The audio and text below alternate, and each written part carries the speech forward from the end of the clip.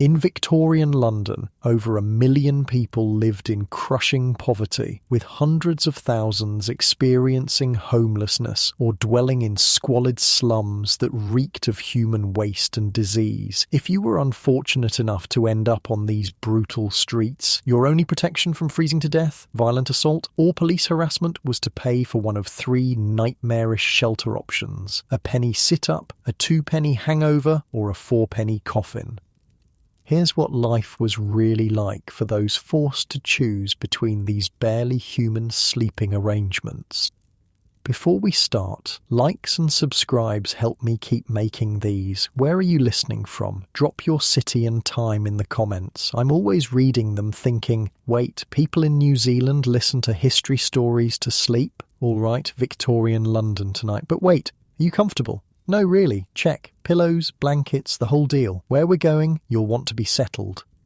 The rain is coming down sideways. You can feel it seeping through the holes in your boots, through the threadbare coat that's more patch than original fabric. It's not even proper rain. It's that London mixture of water, soot, and God knows what else that turns everything it touches a shade darker. Night is falling, and you've got 3 pennies to your name.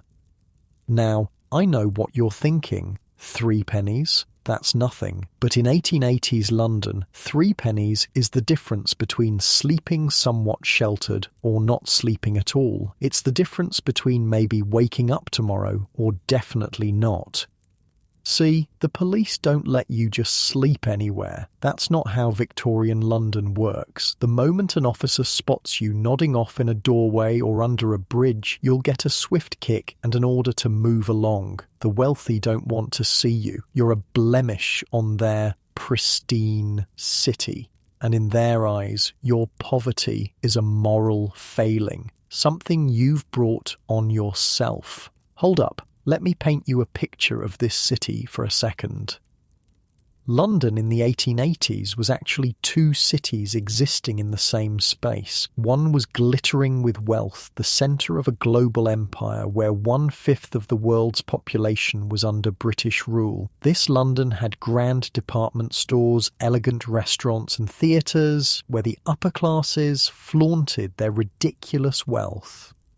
And then there was your London, a labyrinth of narrow, filth-choked alleys where raw sewage ran in open gutters, where families of 10 crammed into single rooms, where children with distended bellies from malnutrition played in streets littered with horse manure and industrial waste. You're basically thinking, this is fine, everything's fine, but it's not fine. None of this is fine. The smell alone would knock you flat if you weren't used to it. A visitor from the country once described it as the stench of 1,000 privies mixed with rotting vegetables and the unique aroma of unwashed humanity. That's putting it nicely. In reality, it was so much worse. You'd been working all day when there was work to be had. Maybe you were a mudlark wading through the sewage-filled Thames at low tide looking for anything of value. Coins, pieces of coal, metal scraps. Maybe you were a crossing sweeper clearing paths through the horse dung so wealthy ladies and gentlemen wouldn't soil their shoes. Or maybe you were a match girl dipping matches in toxic white phosphorus that made your jaw literally rot away. Whatever your gig was, it earned you a handful of pennies. Not enough for proper lodgings, not nearly enough for that. So as darkness falls and the cold really starts to bite, you're faced with the nightly decision that thousands of London's poor had to make: where to sleep. Just go to the Workhouse, some smart-ass middle-class reformer might suggest. Yeah, no, the Workhouse is the absolute last resort. You know what happens there. Families split up, backbreaking labour, soul-crushing regimentation. People who enter the Workhouse often don't come out. It's essentially prison for the crime of being poor. Someone in the street looks at you and says, "You don't want to end up in there, mate. Better to try your luck at one of them Sally Army places." The Sally Army, that's what people called the Salvation Army. Founded in 1865, they were trying something different. Instead of just preaching, they were actually doing something for the destitute. But don't get too excited. Their help came with conditions, and their shelters were far from luxurious. As you walk through the darkening streets, stomach gnawing with hunger, you mentally count your options. You've got 3 pennies. That means you've got choices. Terrible ones, but choices nonetheless. For 1 penny, you could get a sit-up. For 2 pennies, a hangover. And for 4 pennies, well, you're 1 penny short of the coffin. Okay, so picture this. You're trudging through the East End past gin shops and pawn shops and women selling themselves on corners, past children as young as 5 begging or picking pockets. The lucky ones are selling matches or flowers. The unlucky ones are doing much worse things to survive. A man next to you suddenly doubles over in a coughing fit. You step away quickly. Could be consumption. That's tuberculosis to you and me. Could be typhoid. Could be cholera. Disease spreads like wildfire through these streets, and no one's coming to put out the flames. Now, I should mention something important here. Nobody just casually ended up homeless in Victorian London. This wasn't like today, where sometimes a few bad breaks can land you on the street. No, Victorian homelessness was usually the result of a catastrophic chain of events that stripped away every single safety net you might have had. Maybe your husband died, leaving you with 5 children and no income. Maybe you lost your job when the factory mechanized and didn't need as many workers. Maybe you got injured and couldn't work. Maybe you were an orphan thrown out of the orphanage at 14 with no skills and nowhere to go. Whatever the reason, once you ended up on the streets, climbing back up was nearly impossible. The systems weren't designed to help you get back on your feet. They were designed to punish you for falling in the first place. You're now approaching Blackfriars, where one of the Salvation Army's largest shelters stands. From a distance, you can see a line already forming. Men in tattered clothes, women clutching shawls around their shoulders, a few children, though most homeless children didn't make it to shelters. They huddled together in alleys or under bridges, forming little protective groups. The closer you get, the more you can smell the assembled crowd. It's not their fault. When you haven't bathed in months and own only the clothes on your back, you're going to smell. You probably don't smell any better. "Hey, you going in?" asks a grizzled old man, missing most of his teeth. Better hurry if you want a spot. They fill up quick on cold nights. You nod and join the queue. Around you, people are coughing, muttering, arguing over spots in line. A woman is trying to quiet a fussy baby. An elderly man looks like he might collapse at any moment. "First time?" the toothless man asks. "Is it that obvious?" you reply. He laughs. A dry, rattling sound. Everyone remembers their first night in the sit-up. Name's Jack, by the way. Been doing this dance for years now. "What's it like in there?" you ask, trying not to sound as nervous as you feel. Jack scratches his matted beard. "Depends what you're paying for. Got all 3 pennies? Go for the hangover if you can. Sit-up's torture, I'll tell you that straight. Can't sleep sitting up, and they don't let you even if you could. Got monitors walking around making sure no one's head drops. Spend the extra penny, trust me." The line inches forward as the doors open. You can feel your heart pounding. This is it, your first night in a homeless shelter, something you never thought would happen to you. Inside, a stern-faced Salvation Army officer in a neat uniform takes your penny. The contrast between his clean appearance and the filthy crowd is stark. He looks at you without really seeing you. You're just another body to process. "New?" he asks, noticing your hesitation. You nod. "Straight through. Find a seat on the benches. No sleeping, no drinking, no fighting. Out at 6 in the morning. And with that, you're officially admitted to a penny sit-up. The hall is large and dimly lit by a few oil lamps that cast long shadows. Rows of wooden benches fill the space, already crowding with humanity. The air is thick with the smell of unwashed bodies, damp wool, and the lingering scent of whatever soup was served earlier. It's warmer than outside at least, though calling it warm would be a stretch. It's just less cold. You find a spot on a bench, squeezed between Jack and a man who's mumbling to himself. Across from you sits a young woman, maybe 20, with hollow cheeks and darting eyes. She catches you looking and glares. "What you staring at?" she snaps. "Sorry," you mutter, looking away. Jack leans in. "Don't mind Mary. Been on the streets since she was 13. Makes you prickly, that does." You look around and notice something else. There's absolutely nothing else in this room. No tables, no chairs, no beds, just benches and people. Hundreds of people, all trying to exist in this limbo between homelessness and the workhouse. A Salvation Army worker stands at the front of the room, Bible in hand. "Before we settle in for the night, we'll have a reading from Scripture and a prayer." Some groan quietly. Others straighten up, genuinely interested. Most just stare blankly, too tired to care one way or another. This was part of the deal with Salvation Army shelters. They helped you, but they also preached to you. It was the price of admission, beyond the penny. After the sermon, which you barely hear through your exhaustion, the long night begins. And when I say long, I mean interminable. The bench is hard, pressing uncomfortably against your spine. Every time your chin drops to your chest and your eyes flutter closed, a monitor taps you with a stick. "No sleeping," they remind you. "Sit up." Around midnight, the man next to you, not Jack, the mumbler on the other side, starts coughing violently. Each hack seems to come from the depths of his lungs, wet and rattling. You try to edge away, but there's nowhere to go.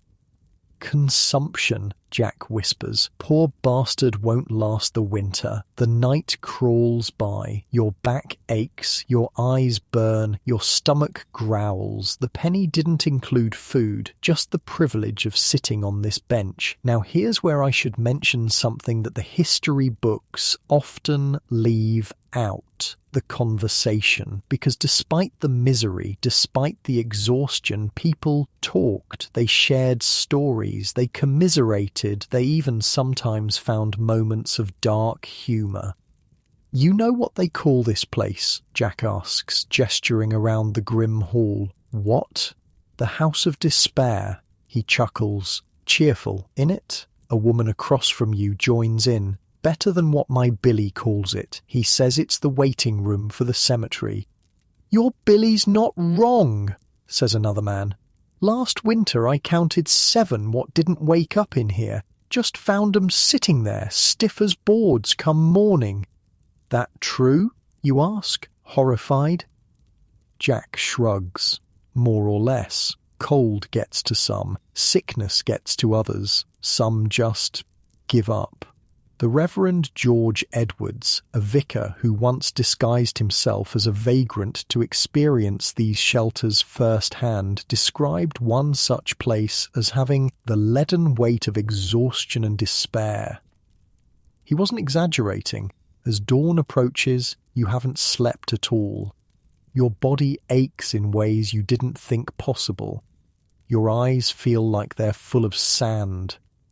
At precisely 6 in the morning, a bell rings. The Salvation Army workers begin ushering everyone out. No breakfast, no coffee, just back onto the streets you go. "Where do people go now?" you ask Jack as you stumble outside, the pale winter sun doing nothing to warm your bones. "Depends," he says. "Some try to find work. Some beg. Some go to the soup kitchens if they can find one. Most just wander until they can get enough pennies together for tomorrow night." And that's the brutal cycle of Victorian homelessness, scraping together enough to avoid sleeping on the streets, spending uncomfortable nights in barely human conditions, then being thrown back out to start all over again. As you stand there, watching your breath form clouds in the frigid morning air, you realise something. This is your life now. Tomorrow night, you'll have to make the same choice. 1 penny for a sit-up, 2 for a hangover, or somehow find 4 for a coffin.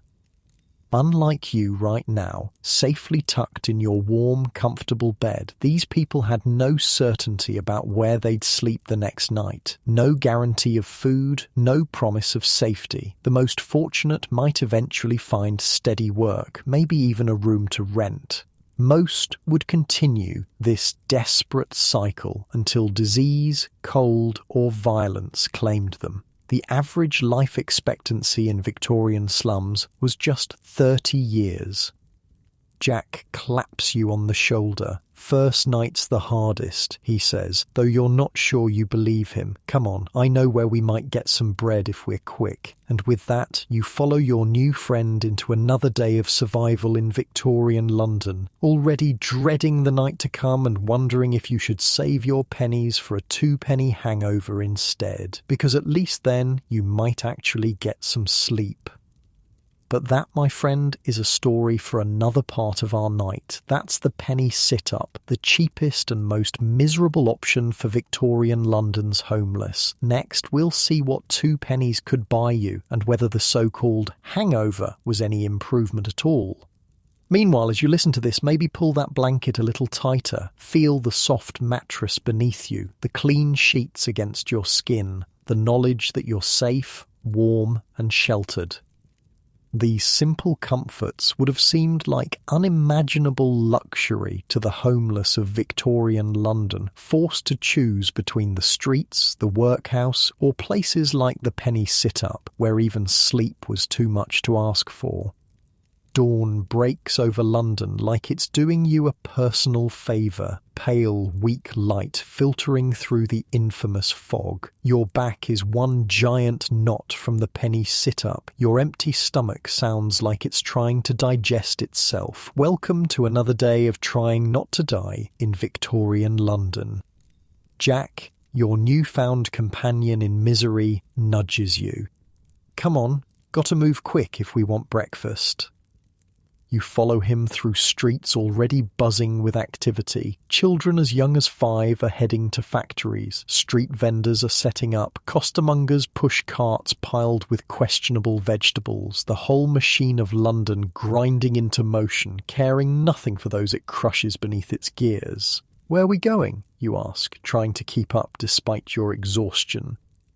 Jack grins, revealing the few teeth he has left. Church mission on Whitechapel. They give bread and tea if you listen to a sermon. Small price to pay for a full belly. The mission is already crowded when you arrive. Dozens of men and women in various states of dishevelment stand in a ragged line. A stern-faced woman in a plain dress stands at the door, eyeing each person critically before allowing them inside. "No drunks," she announces loudly. "Anyone smelling of gin will be turned away." You glance at Jack, who shrugs. Gotta play by their rules if you want their bread. Inside, you're herded onto wooden benches. The smell of weak tea and day-old bread makes your stomach growl embarrassingly loud. The minister, a thin man with earnest eyes, stands before you all. "Before we feed your bodies, we must feed your souls," he intones. Jack leans over. "This one's not bad. Keeps it short. Some go on for an hour while your breakfast gets cold." The sermon is mercifully brief, 10 minutes of fire and brimstone about the evils of drink and how poverty is God's way of testing your moral fibre. You find it hard not to laugh at that last bit. Easy to moralise about poverty when you've got a warm bed and food in your belly. When it's over, you receive your reward. A mug of tea so weak you can see the bottom, and a chunk of bread that could break a window. Still, it's food. You devour it in seconds. Slow down, Jack advises. Make it last. Might be all you get today. What now? You ask, already dreading the answer. Now? Jack finishes his tea. Now we work. Got to get them pennies for tonight, don't we? And that's the brutal reality of street life in Victorian London, the constant hustle for pennies. Every single day you need to somehow scrape together enough money for that night's shelter. And if you want to eat, that's extra. What kind of work, you ask? Jack looks you up and down. Depends what you can do. Can you sing? You shake your head. Good with your hands? Strong back? You shrug non-committally. Well, he says, there's always pure finding. Pure finding? That's what we call it. Looking for things to sell. Anything. Rags, bones, metal, horse dung. Horse dung? Your face must show your disgust. Good money in it, Jack says defensively. Tanners buy it, and there's plenty of it around. He's not wrong. The streets of Victorian London were carpeted with the stuff. Over 300,000 horses lived and worked in the city, each producing around 35 pounds of manure daily. Do the math. That's millions of pounds of horse shit dropped onto London streets every single day. Come on, Jack says. I'll show you the ropes.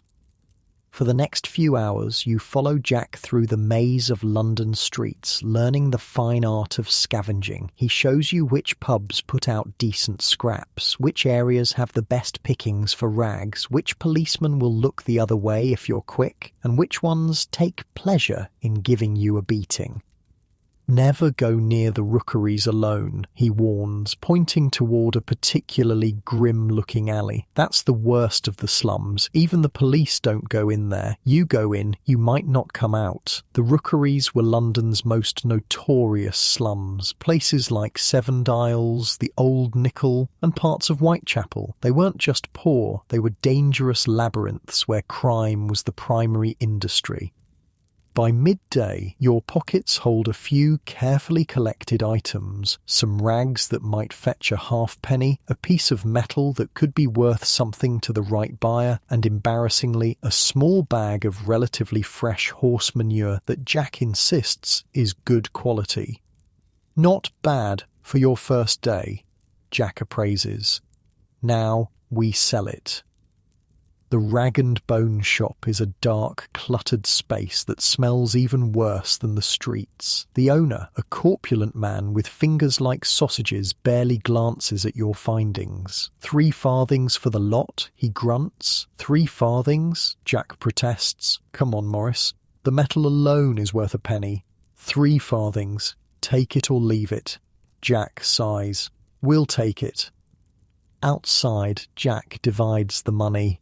There you go, your share, almost a halfpenny. Keep at it all day, you might earn your sit-up again. You stare at the pitiful coin in your palm, all that work for less than half a penny. This is impossible, you mutter. Welcome to London, Jack says, without sympathy. Better get back to it if you want a roof tonight. The afternoon passes in much the same way. You search, you scavenge, you occasionally find something worth a farthing. The work is exhausting, demeaning, and barely productive. By late afternoon, you've earned just over a penny. Jack seems impressed. Not bad for a first-timer. I've got about 2 pennies myself. Know what that means? What? A grin spreads across his weathered face. Tonight, we're upgrading. 2-penny hangover. You remember Jack mentioning this last night, the middle option between the sit-up and the coffin. What exactly is a 2-penny hangover, you ask? Jack's eyes sparkle with what passes for excitement in this bleak existence. Oh, you're in for a treat. Well, not a treat, but better than last night. As dusk approaches, your body aches from the day's scavenging. Your stomach growls again. That morning bread long since digested. But Jack seems determined to save your pennies for the shelter.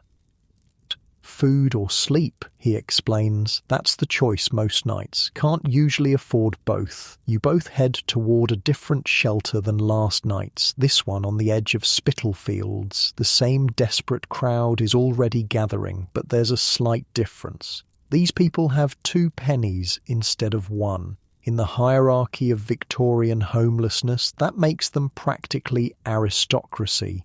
2 penny line on the left, barks a Salvation Army worker at the door. You and Jack join the queue, which moves slowly. When you finally reach the front, you hand over your precious 2 pennies. The admission feels momentous. You've literally worked all day for this upgrade. Inside, the room looks similar to the sit-up at first glance. Wooden benches in rows. Oil lamps casting weak light. The same smell of unwashed humanity. But there's one crucial difference. Running across the front of each bench, at about chest height, is a thick rope. That, Jack announces proudly, is what we pay extra for. You must look confused because he laughs. The rope, mate. That's your pillow for the night. You lean over it, see? Lets you actually sleep without falling over. It takes a moment for this to sink in. People are paying extra for the privilege of leaning forward over a rope to sleep. That's the upgrade. That's what 2 pennies buys. Find a spot, Jack advises. Ends of the rows fill up first. Nobody wants to be in the middle, too crowded. You manage to claim spots at the end of a bench. Around you, the room fills quickly. Men and women of all ages, though mostly older. Unlike the sit-up, children are rare here. Few families can afford the extra penny per person. A woman settles on the bench across from you. She's perhaps 50, though hard living makes it difficult to tell. Her face is a map of wrinkles, her hands red and raw from what must be laundry work. First time at the hangover? She asks, noticing your bewildered expression. You nod. You'll get used to it. She positions herself against the rope. Try to get your chest right over it. Distributes the weight better. You follow her advice, leaning forward until the rope presses against your sternum. It's uncomfortable, but oddly stable. With your weight balanced over the rope, you might actually be able to sleep without toppling over. Name's Ginny, the woman offers. You're not from London, you observe, noting her accent. Came from Manchester 10 years ago. Factory closed. Thought London would have more work. She snorts. Biggest mistake of my life. Jack leans in. Ginny's the queen of the hangover. Been doing this longer than anyone. 8 years in the 2 penny, she confirms with a strange pride. Never had to go back to the sit-up. Never quite made it to the coffin either. The coffin's overrated, Jack says. Too crowded. Bugs are worse. Bugs? You suddenly become very aware of the itching sensation that's been building all day. Ginny laughs. Oh, love, you've already got them. Everyone does. The lice are the least of your worries. You try not to think about what's crawling through your hair and clothes. Focus instead on the bizarre sleeping arrangement you're about to experience. Around the room, people are settling in. Some talk quietly. Others stare blankly ahead, already half asleep. A Salvation Army officer walks through the rows, Bible in hand, but doesn't stop for a sermon this time. Another blessing of the 2 penny, Jack whispers. They don't preach as much. Figure we've paid more, so we deserve less lecture. As the evening deepens, the room grows quieter. Despite the discomfort of the rope pressing against your chest, exhaustion begins to pull at you. Your head grows heavy, your eyes flutter closed, and amazingly, you sleep. It's not good sleep. It's not restful sleep. It's the sleep of absolute exhaustion, your body suspended awkwardly over a rope. But it's sleep, something you didn't get at all in the penny sit-up. Throughout the night, you drift in and out of consciousness. Someone nearby snores like a broken steam engine. Someone else sobs quietly. The rope digs painfully into your chest, and your back screams in protest at the unnatural position. But compared to last night, it's almost luxury.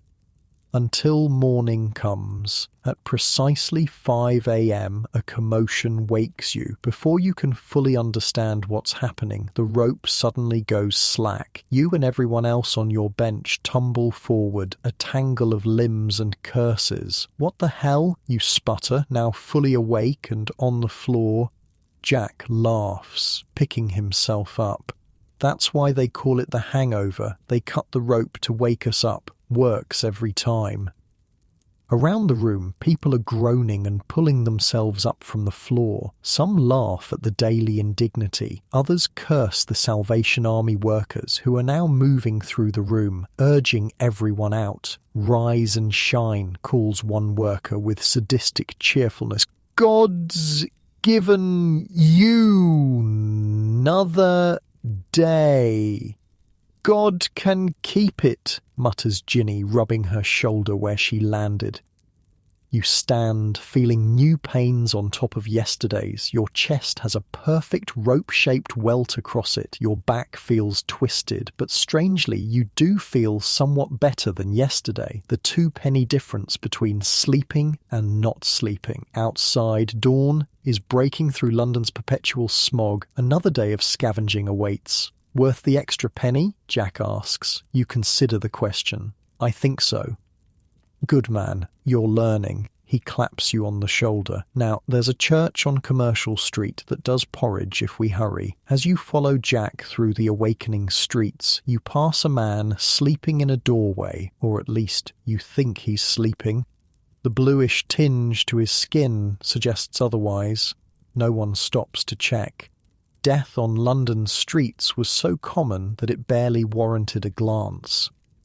Couldn't get his pennies yesterday, Jack says quietly, nodding toward the man. There but for the grace of God, eh? And that was the razor's edge that London's homeless walked daily, each penny literally a matter of life and death, each night a struggle to find enough shelter to see another dawn.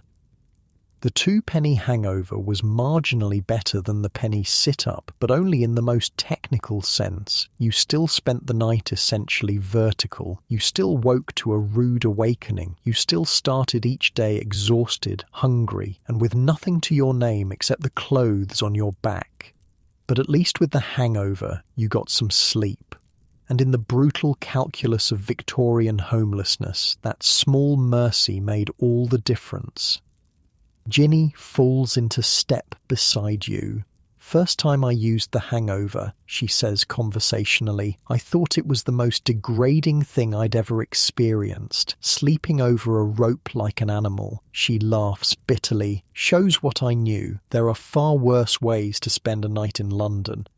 Like what? You ask, immediately regretting the question. Her eyes darken. Like the flash houses down in the rookeries, like the opium dens, like the places where they'll give you a bed for free if you're a young girl. She spits on the ground. The hangover's a bloody palace compared to some options. You walk in silence for a while, digesting this. The hierarchy of Victorian poverty was complex and brutal. There were always lower depths to sink to. You know what keeps me going, Ginny says suddenly. The thought that someday I might save up 4 pennies, get myself into a coffin for a night, sleep lying flat like a proper human being. She smiles, revealing several missing teeth. That's my dream. Pathetic. Isn't it, dreaming of a wooden box to sleep in? But it wasn't pathetic. In a world where simply lying down to sleep had become a luxury, dreaming of a wooden coffin-shaped bed was perfectly rational. And that, my friend, was the two-penny hangover, the middle option in Victorian London's homeless shelters. A rope to sleep against, a jarring awakening, a night slightly less miserable than the absolute worst. As you listen from the comfort of your bed, think about the last time you complained about your mattress being too soft or too firm. Think about the luxury of lying flat, of having multiple pillows, of being able to turn over in the night. These simple comforts would have seemed like unimaginable luxury to Ginny, Jack, and thousands like them, balancing precariously over ropes in the two-penny shelters of Victorian London. Next, we'll see what life was like for those who could afford the relative luxury of the four-penny coffin and discover whether sleeping in a box that resembled your final resting place was really the upgrade everyone dreamed it would be. But for now, feel the softness of your mattress beneath you, the gentle embrace of your blankets, the perfect support of your pillow, and be grateful that your sleep doesn't depend on a rope stretched across a bench in a crowded room, a rope that will be cut come morning, sending you tumbling into another day of desperate survival. Porridge at the church mission turns out to be a generous description. It's more like warm grey water with a few oats floating sadly on top. But it's hot, and that matters because summer is giving way to autumn in London. The mornings carry a chill that seeps into your bones. "Winter's coming," Jack says grimly, slurping his porridge. "You can feel it." Ginny nods. First-timers on the street never make it through their first winter, not without help. "Is it that bad?" you ask. They exchange a look that makes your stomach tighten. "Let me put it this way," Jack says. "Last winter I counted 17 people I knew who didn't see spring. Froze in doorways, drowned in the Thames. Coughing sickness took the rest. You're about to respond when a commotion erupts near the serving table. A man has collapsed, his bowl of porridge splattering across the floor. His body convulses, foam flecking his lips. Falling sickness, Ginny mutters, not even looking up. Poor devil. 2 church workers drag the man outside, leaving him on the pavement. No doctor is called, no help offered. He's just another of London's discarded humanity, left to either recover or die on his own. They won't let him back in, Jack explains. Might scare off the donors if they see the real state of us. And that was the truth of Victorian charity. It extended only as far as propriety allowed. The moment illness struck, the already tenuous safety net disappeared entirely. After breakfast, your small group parts ways. Jack heads toward the docks to look for work. Ginny goes to a laundry where she sometimes gets day labour. You're left on your own, with less than a penny to your name and a full day ahead of finding enough for tonight's shelter. The streets feel different today. Rain threatens, heavy clouds hanging low over the city. Your clothes, never quite dry from yesterday, cling uncomfortably to your skin. Your shoes, more whole than leather now, squelch with each step. By midday, the rain arrives, not the dramatic downpour that might drive people to shelter, but the persistent, miserable drizzle that London specialises in. It's the kind of rain that seems harmless until you've been in it for hours. Then you realise you're soaked to the skin, chilled to the bone. You've managed to earn a few farthings collecting bottles and selling them to a rag shop. Not enough for shelter yet. The pressure builds with each passing hour. A hacking cough catches your attention. Down an alley, a woman sits huddled against a wall, each cough shaking her thin frame. Blood spatters the cobblestones in front of her. Consumption, tuberculosis, the disease that killed more Londoners than any other. You hesitate, then walk on. There's nothing you can do for her, nothing anyone will do. The hospitals won't take her kind, no money, no fixed address. Workhouse infirmaries are overcrowded death traps, so she'll sit there, coughing her lungs out onto London's streets until she doesn't anymore. That's when it hits you. The most terrifying aspect of homelessness in Victorian London isn't the daily struggle for pennies or the degrading sleeping arrangements. It's how easily you become invisible, how quickly society decides you're no longer worth saving. "You look lost," says a voice behind you. You turn to find a well-dressed man eyeing you with what might be concern or might be contempt. "Just looking for work," you reply cautiously. "Strong back. Can you lift?" You nod, hope flaring. "Come with me then. 2 shillings for the day." 2 shillings. That's 24 pennies. Enough for a week of hangovers or 6 nights in a coffin. It seems too good to be true. And of course, it is. The job turns out to be loading mysterious crates onto a cart in a back alley, clearly something illegal. Smuggled goods, stolen property. You don't ask and the man doesn't tell. When the work is done, instead of 2 shillings, he hands you 6pence. "That's not what you promised," you protest. His expression darkens. "It's 6pence more than you had. Take it or leave it." A knife appears in his hand, ending the negotiation. You take the 6pence, 6 pennies, still the most money you've had at once since arriving on the streets. Enough for 3 nights in a hangover, or 1 night in a coffin with enough left for food. As evening approaches, you find yourself at a crossroads, literally and figuratively. One road leads back to the 2-penny hangover, the familiar discomfort, the other toward the 4-penny coffin you've heard so much about. First time, you turn to see a boy, maybe 12 years old, with eyes far older than his face. "What? In the coffin?" "I can tell you're thinking about it." He grins, revealing gaps where teeth should be. "I work there sometimes. Sweep up." "Is it worth the extra pennies?" you ask. The boy shrugs. "Depends what you want. It's lying down in it, like a real bed, except it ain't." "What's your name?" "Billy." "You heading there now?" You weigh the 6pence in your palm. The sensible thing would be to stretch it out. 3 nights of hangover. But after 2 nights of sitting up or leaning over a rope, the thought of lying flat pulls at you with surprising force. "Yeah," you decide. "I am." Billy falls into step beside you. "I'll show you the way. Best to get there early. Fills up quick, especially when the weather turns." The sky has darkened, both with approaching evening and thickening clouds. The temperature drops noticeably. Your damp clothes cling to you, stealing body heat with each gust of wind. "Going to be a bad one tonight," Billy observes. "Might even snow early this year." "How long have you been on the streets?" you ask.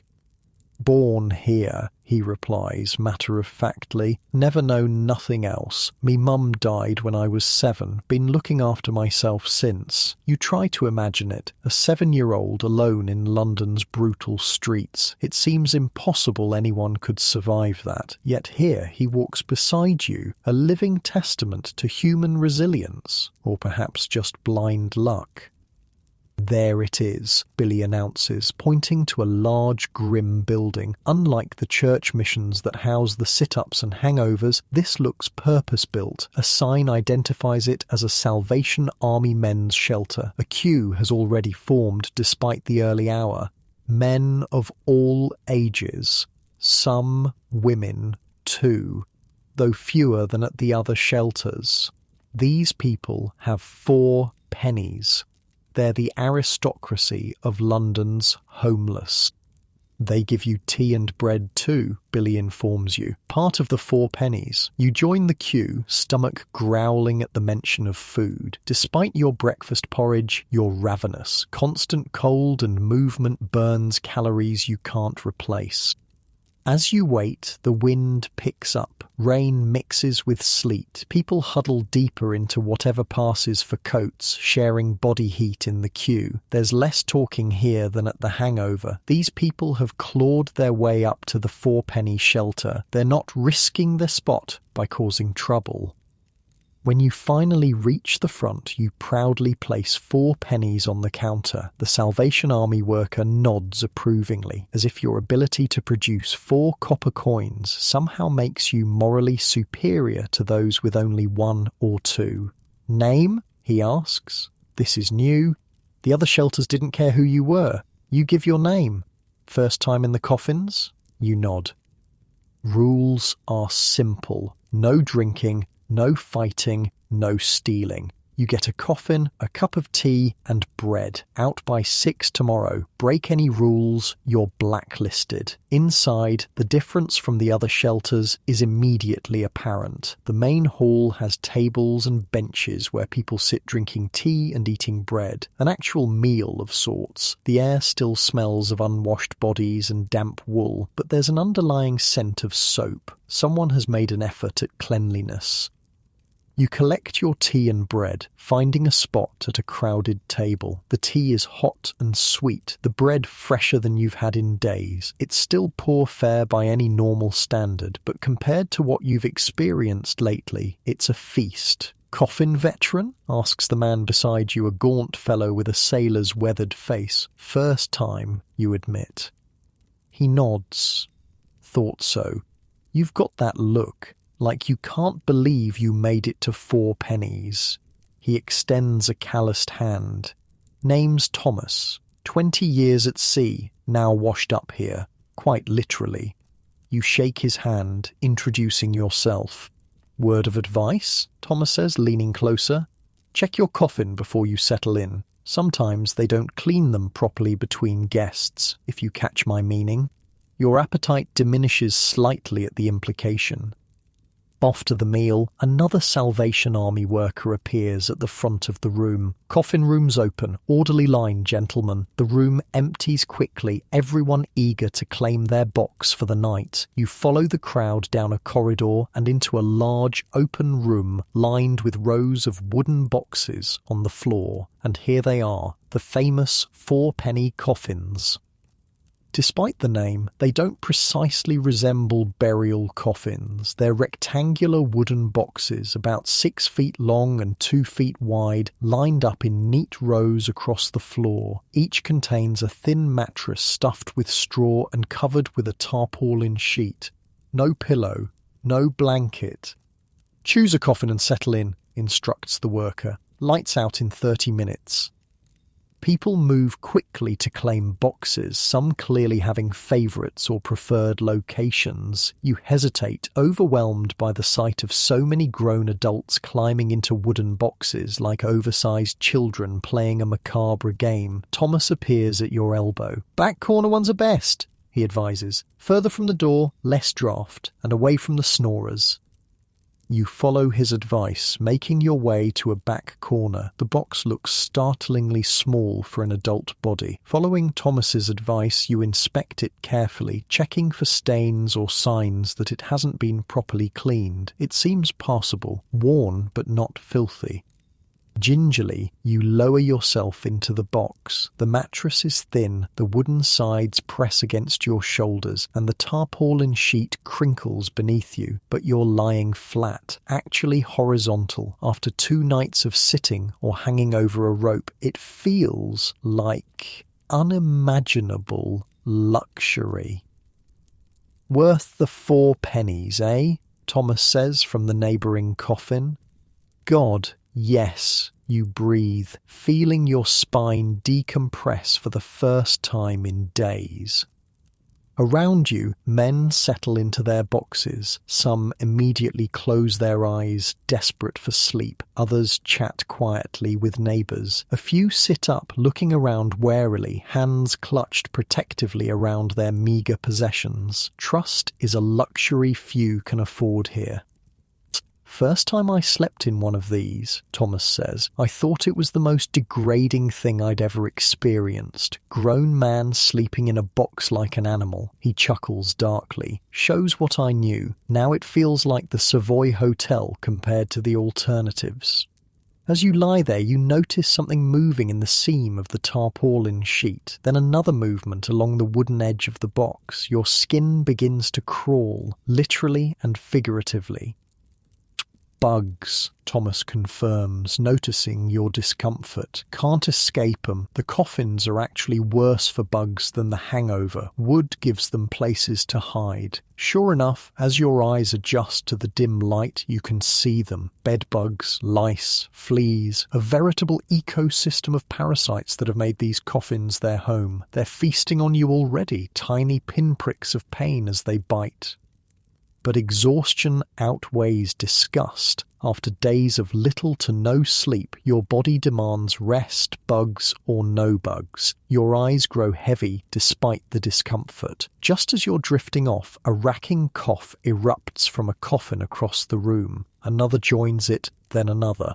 The symphony of illness surrounds you: consumption, bronchitis, influenza, the invisible killers that stalk London's poor. Coffin cough, Thomas murmurs. Gets worse in winter. Half these poor bastards won't make it to spring. You think of the sixpence in your pocket. Enough for one more night here, if you're careful. But what then? Winter is coming, as Jack warned. How will you survive when the real cold hits? When snow blankets the city and the Thames freezes over? When even the most meagre work dries up and charity stretches thinner than ever? Been on the streets long? Thomas asks. "Oh, not long," you reply. "You?"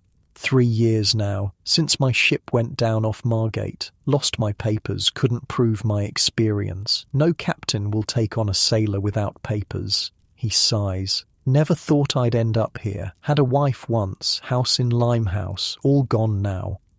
That was the common thread among London's homeless, the razor-thin line between stability and destitution. One misfortune, one illness, one lost job, and the slide began. Once you fell, climbing back up was nearly impossible.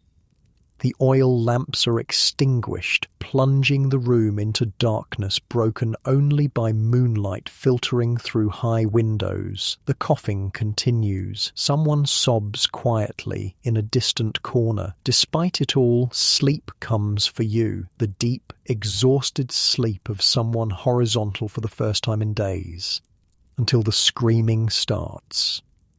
You jolt awake to chaos. A man thrashes in his coffin, shrieking about fire and water, night terrors, or perhaps delirium tremens, the withdrawal that tormented alcoholics when they couldn't afford gin. Salvation Army workers rush in, dragging the man out as he continues to scream. The room settles slowly, everyone on edge. This is far from uncommon. "Navy man," Thomas whispers. Gets the horrors sometimes. Thinks he's back on a burning ship.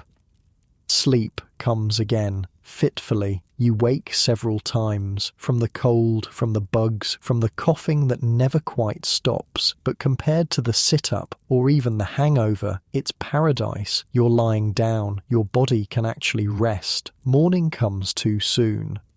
At precisely 6, a bell rings and the room stirs to life. Men climb stiffly from their coffins, joints cracking, bodies protesting. "Up and out," calls a worker. "Breakfast in the main hall, then clear out." Breakfast is the same as dinner, tea and bread, but hot food twice in 12 hours feels like unimaginable bounty. You eat slowly, savouring each bite, knowing it might be your last meal of the day. Thomas joins you, his face grey with exhaustion despite the night's rest. "What's your plan?" he asks. "Find work," you reply. "Try to get another 4 pennies for tonight." He nods. "Good luck with that. Day like today, everyone's competing for the same pennies." Outside, your heart sinks. Snow falls steadily, covering London in a deceptive blanket of white that will soon turn to grey-brown slush. The temperature has plummeted overnight. Your breath forms clouds in the frigid air. Winter has arrived early, just as Billy predicted, and with it, the deadliest season for London's homeless. You clutch your remaining 2 pennies, already feeling the cold seeping through your inadequate clothing. Enough for a hangover tonight if you can't earn more. But what about tomorrow night and the night after? As you stand there pondering your diminishing options, you spot Jack trudging through the snow, head down against the wind. He looks up, sees you, and changes course. "Survived the coffin, did you?" he asks with a grin. "Feeling like royalty now?" Despite everything, you smile. It was actually worth it. Course it was. Lying flat like a proper human, he stamps his feet against the cold. But winter's here now. Game changes. How? His expression grows serious. Cold kills faster than hunger. Seen men freeze to death sitting up in the penny situp when it gets cold enough. Warm shelter matters more than anything now. Looking around, you see London transformed by snow, not into the Christmas card image of charming white-capped buildings, but into a killing field. Every surface covered in freezing dampness, every breath painful in your lungs, every moment outdoors drawing heat from your body that you cannot replace. "What do we do?" you ask. Jack sighs. "What we always do. Survive another day, find another penny, and pray that someone somewhere gives a damn about people like us." But in Victorian London, that prayer went largely unanswered. For every philanthropist like William Booth of the Salvation Army, there were thousands who turned blind eyes to the suffering on their doorsteps. For every shelter, inadequate as they were, there were countless who believed poverty was a moral failing rather than a social tragedy. And so you follow Jack into the snowy streets, another day of desperate survival ahead. The 4-penny coffin already seems like a distant luxury as you confront the brutal reality of winter. As you huddle under your warm blankets in your temperature-controlled room with your perfectly supportive mattress, think of those wooden boxes lined up on cold floors. Think of grown men and women grateful for the privilege of sleeping in something resembling their final resting place. Think of how easily any of us could find ourselves there, but for the grace of circumstance and time. Next, we'll see how London's homeless faced the deadly challenge of winter and how the workhouse, that most dreaded of Victorian institutions, sometimes became the only alternative to a frozen death on the streets. But for now, appreciate the simple miracle of your bed, the luxury of warmth, the privilege of safety. These were dreams beyond reaching for those who called the 4-penny coffins home, night after cold Victorian night. Snow blankets, London, transforming the city into something from a Christmas card, if you're viewing it from a warm parlour with a roaring fire. From the streets, it's a different story. The beautiful white powder quickly turns to grey slush, seeping into your already damp shoes.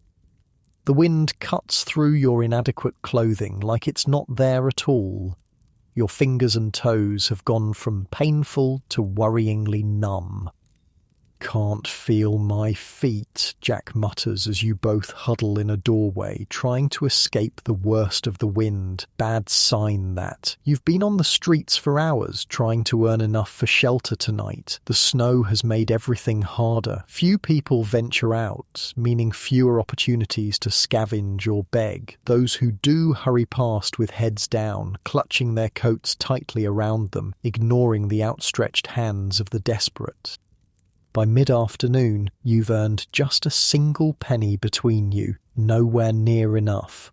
"We're in trouble," Jack says, stating the obvious. His lips have taken on a bluish tinge that alarms you. "Got to make a choice soon." "What choice?" He looks at you grimly. "Workhouse or freeze? That's winter for you?"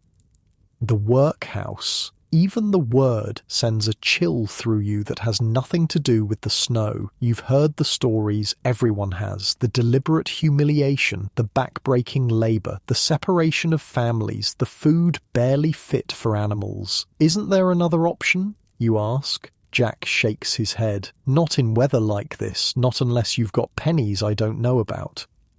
A woman hurries past, dropping a half-eaten meat pie into a snowbank as she goes. Jack lunges for it like a man possessed, brushing off the snow and dividing it with shaking hands. You both devour your portions in seconds, the first real food you've had all day. That's the problem with being poor in London, Jack says, licking grease from his fingers. It's not just that you've got no money, it's that being poor costs more than being rich. What do you mean? Rich folk buy coal by the ton, get the best price. We buy it by the scuttle, pay 4 times as much. They buy good clothes that last years. We buy cheap shit that falls apart in weeks. Everything costs more when you've got less. He spits into the snow. It's like the whole system's designed to keep us down. He wasn't wrong. Victorian London's economy was built on exploitation of the working classes, of women, of children, of anyone vulnerable. The rich got richer precisely because the poor stayed poor. As afternoon fades to evening, the temperature plummets further. Your shared doorway offers minimal protection from the elements. Already your joints are stiffening from cold, your body's desperate attempt to preserve core heat. We need to decide, Jack says, voice weak, workhouse or... He doesn't finish the sentence. He doesn't need to. Death from exposure was common in winter. Bodies found frozen in doorways, under bridges, in alleyways. The newspapers barely mentioned it. Just another tally of London's unfortunates who hadn't survived the season. I've never been, you admit, to a workhouse. Jack's laugh is hollow. Count yourself lucky. Been twice myself. Swore never again, but... He gestures at the snow, still falling heavily. Beggars can't be choosers, eh? The decision made, you both struggle to your feet, limbs protesting after hours of inactivity in the cold. The nearest workhouse is in Whitechapel, a massive brick building that looms over the neighbourhood like a fortress or a prison. By the time you reach it, darkness has fallen completely. A queue has already formed outside the entrance. Men, women and children, all hollow-eyed and shivering, driven to this last resort by the killing cold. Remember, Jack murmurs as you join the line. Once you're in, you're under their control. Do what they say. Don't argue, don't complain, just keep your head down and get through it. The queue inches forward painfully slowly. A woman ahead of you clutches a small child to her chest. The little one's cough, a wet, ominous sound in the frigid air. Will they separate them? You ask Jack, nodding toward the mother and child. His expression answers before his words do. Course they will. Men, women, children, all go to different wards. Might not see each other the whole time they're in. The woman must overhear because she clutches her child tighter, tears freezing on her cheeks. Just for tonight, she whispers to the little one, just till the snow stops. When you finally reach the front of the line, you're met by a porter with a face like a closed fist. He regards you and Jack with undisguised contempt. Names? He barks. You give them. Residence? Jack gestures vaguely. Streets. The porter sneers. Vagrants. Through there. You'll be processed.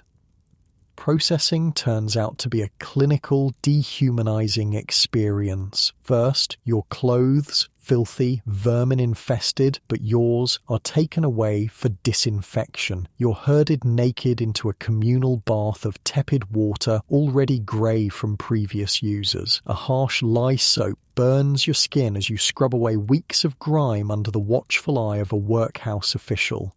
Mr. Spot, he says, pointing with his cane to your back. Scrub harder or you'll bring the bugs in. The humiliation is deliberate. Everything about the workhouse is designed to make you feel less than human, to punish you for the crime of being poor. After the bath, you're given the workhouse uniform, coarse, ill-fitting garments that scratch your skin and hang loosely on your malnourished frame. The shirt is stamped with the workhouse mark, branding you as a pauper for all to see. Men's casual ward, end of the corridor, the official directs. You'll get gruel at 6, work begins at 5 tomorrow morning. The men's casual ward is a long, narrow room with beds lined up against both walls. Not proper beds, but wooden platforms with thin straw mattresses. Still, after nights in situps, hangovers, and even coffins, they look almost inviting. Almost. Because the ward is also teeming with humanity at its most desperate. Men coughing, moaning, some muttering to themselves, the air thick with the stench of unwashed bodies, disease and despair. Despite the disinfection, lice and fleas still jump freely between bodies. Better than freezing to death, Jack says, claiming 2 adjacent beds, but not by much. Gruel arrives at 6, a thin porridge that tastes of nothing but has the virtue of being hot. You devour it, licking the bowl clean. Around you, men do the same, some practically growling over their food like animals. Hunger reduces everyone to the same base instincts. Night falls early in winter, and with it comes an enforced silence. The workhouse master makes his rounds, striking his cane against the floor. Lights out. No talking. Anyone caught breaking the rules spends tomorrow in the stone yard, regardless of weather. The lights, meagre oil lamps, are extinguished, plunging the ward into darkness broken only by moonlight through high windows. Despite the crowding, despite the lice, despite everything, exhaustion and relative warmth combine to pull you towards sleep, until the screaming starts. A man 3 beds down shoots upright, shrieking about demons and fire. Immediately 2 workhouse guards appear, dragging him bodily from the ward as he continues to scream. "Where are they taking him?" you whisper to Jack. "Isolation cell. They'll leave him there till morning, maybe longer." "But he's obviously ill. Shouldn't they—" Jack cuts you off with a bitter laugh. "Ill? Course he's ill. We're all ill in some way. Doesn't matter to them. You're not a person here. You're a problem to be managed." The night passes fitfully, the relative comfort of lying flat offset by the constant coughing, moaning and occasional crying around you. No one is allowed to rise, not even to use the single chamber pot at the end of the ward. Many soil themselves rather than risk the guards' wrath. Morning arrives with brutal efficiency, a clanging bell at 4:30 a.m. jolting everyone awake. Guards move through the ward, striking those slow to rise with wooden batons. Up work detail in 30 minutes. Anyone not ready gets no breakfast. Breakfast is the same gruel as dinner, this time stone cold. You force it down knowing you'll need the energy for whatever labour awaits. The men's work detail is divided, some to the kitchens, some to laundry, some to cleaning, but most, including you and Jack, are sent to the stone yard. Casual ward gets the worst jobs, Jack explains as you're herded outside. They want to make sure we don't get too comfortable, might decide to stay. The stone yard is exactly what it sounds like, an open courtyard where large stones are broken into smaller ones by hand. The broken stones are used for road building. It's mindless, backbreaking labour designed not for efficiency but for punishment. You're each given a hammer and led to a pile of rocks. Snow still covers the ground, the temperature well below freezing. 16 stone per man, announces the yard boss. No one leaves until their quota is met. For the next 6 hours, you break stones. The cold metal hammer blisters your hands. The stone chips fly, cutting your face and arms. Your back screams in protest. Your empty stomach cramps. But you keep going because the alternative is a night back on the freezing streets. Around midday, a woman's piercing wail cuts through the monotonous sound of hammers on stone. It comes from the workhouse infirmary, a sound of such primal grief that it stops even the guards in their tracks. "Another one gone," mutters the man working next to you, an elderly fellow with hands like gnarled tree roots. "Fever's going through the women's ward, something terrible." "Who was it?" someone asks. The old man shrugs. "Does it matter? One less mouth for them to feed?" That was the reality of workhouse death, unremarkable, expected, often unmourned except by the immediately affected, bodies buried in unmarked paupers' graves, sometimes multiple to a plot to save space, names recorded in ledgers, then forgotten. You look at Jack, alarmed to see how grey his face has become. He sways slightly as he swings his hammer. "You all right?" you ask. He nods weakly. "Just hungry and cold. I'll manage." But you're not convinced. Jack has been on the streets far longer than you, his body already weakened by years of malnutrition and exposure. The workhouse labour might be the final straw. By late afternoon, when the winter sun is already setting, you've both met your quotas. Jack has had to stop several times, wheezing and coughing. You've covered for him when the guards weren't looking, breaking some of his stones alongside your own. Dinner is marginally better than breakfast and lunch, a thin stew with actual vegetables visible if you look hard enough. Jack barely touches his, a worrying sign. "Should eat," you urge. "Keep your strength up." He tries, managing a few spoonfuls before pushing the bowl away. "Can't, stomach's not right." In the ward that night, Jack's cough worsens. Each hack seems to come from deeper in his chest, a wet, rattling sound that draws irritated glares from nearby men trying to sleep. By morning, he can't rise for the bell. "Get up, you lazy sod," a guard shouts, raising his baton. You intercept, standing between them. He's ill, needs the infirmary. The guard's face darkens. "Are you telling me my job, pauper?" You swallow hard. "No, sir, just he's really sick. Please." For a moment you think the guard will strike you both. Then, unexpectedly, he sighs. "Infirmary's overcrowded as it is, but fine. Can't have him dying in the ward. Bad for morale." 2 workhouse attendants carry Jack away on a stretcher. You're not allowed to accompany him. Workhouse rules keep the wards strictly separated. As he disappears down the corridor, you wonder if you'll ever see him again. The workhouse infirmary was often just a holding area for the dying. Little actual medical care occurred. Diseases spread rapidly in the cramped conditions, turning minor illnesses into fatal ones. Your day proceeds as before, stone breaking in the bitter cold. Your hands have developed deep cracks that bleed when you grip the hammer. Your cough, milder than Jack's but persistent, draws concerned looks from the men around you. "You'll be next," the old man tells you matter-of-factly. "Once it gets in your chest, that's it."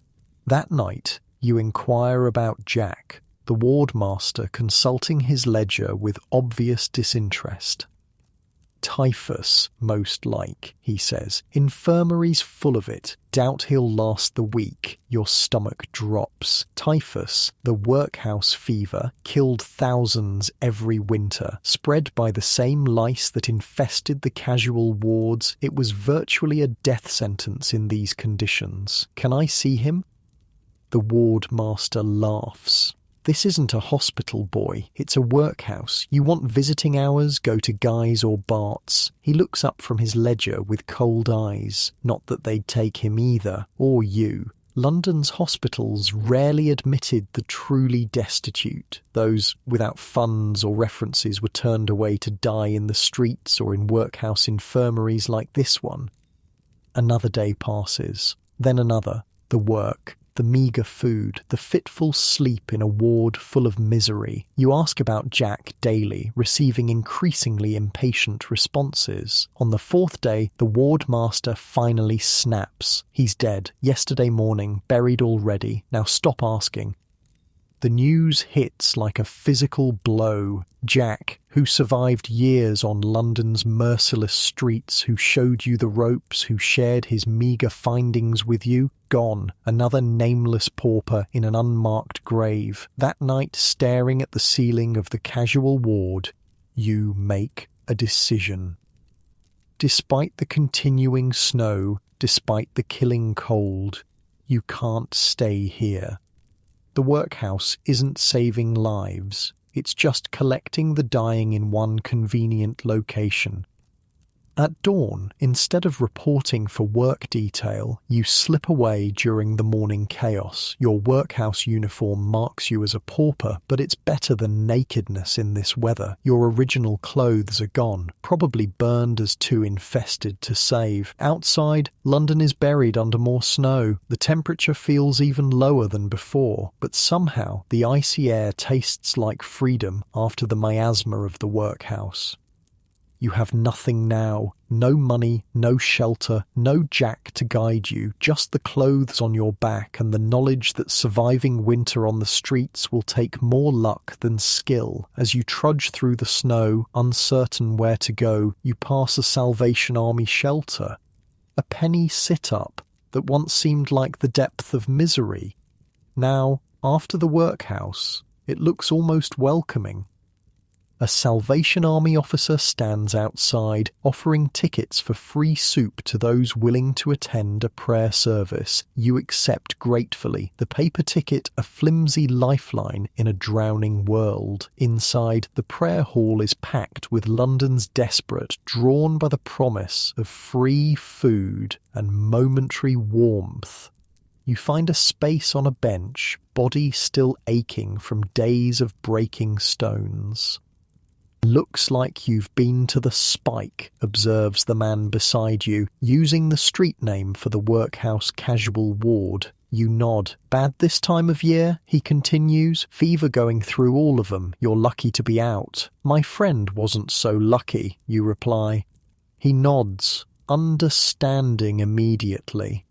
"Lost my brother same way last winter. It's how they manage the poor, innit? Let nature thin us out when there's too many to feed." The cynicism is shocking but not inaccurate. Victorian London's approach to poverty wasn't to solve it but to manage it, to keep it just contained enough to prevent riots, but never actually address the root causes. The Salvation Army officer begins his sermon, a passionate plea for sobriety and godliness. Around you, the assembled poor listen with varying degrees of interest, most just waiting for the promised soup. And yet, for all its faults, at least the Sally Army was trying. They offered shelter, however inadequate. They provided food, however meagre. They saw London's poor as humans worth saving, not problems to be contained. When the sermon ends, you collect your cup of soup. Thin but hot, with actual pieces of vegetable and meat visible. It's the best thing you've tasted in days.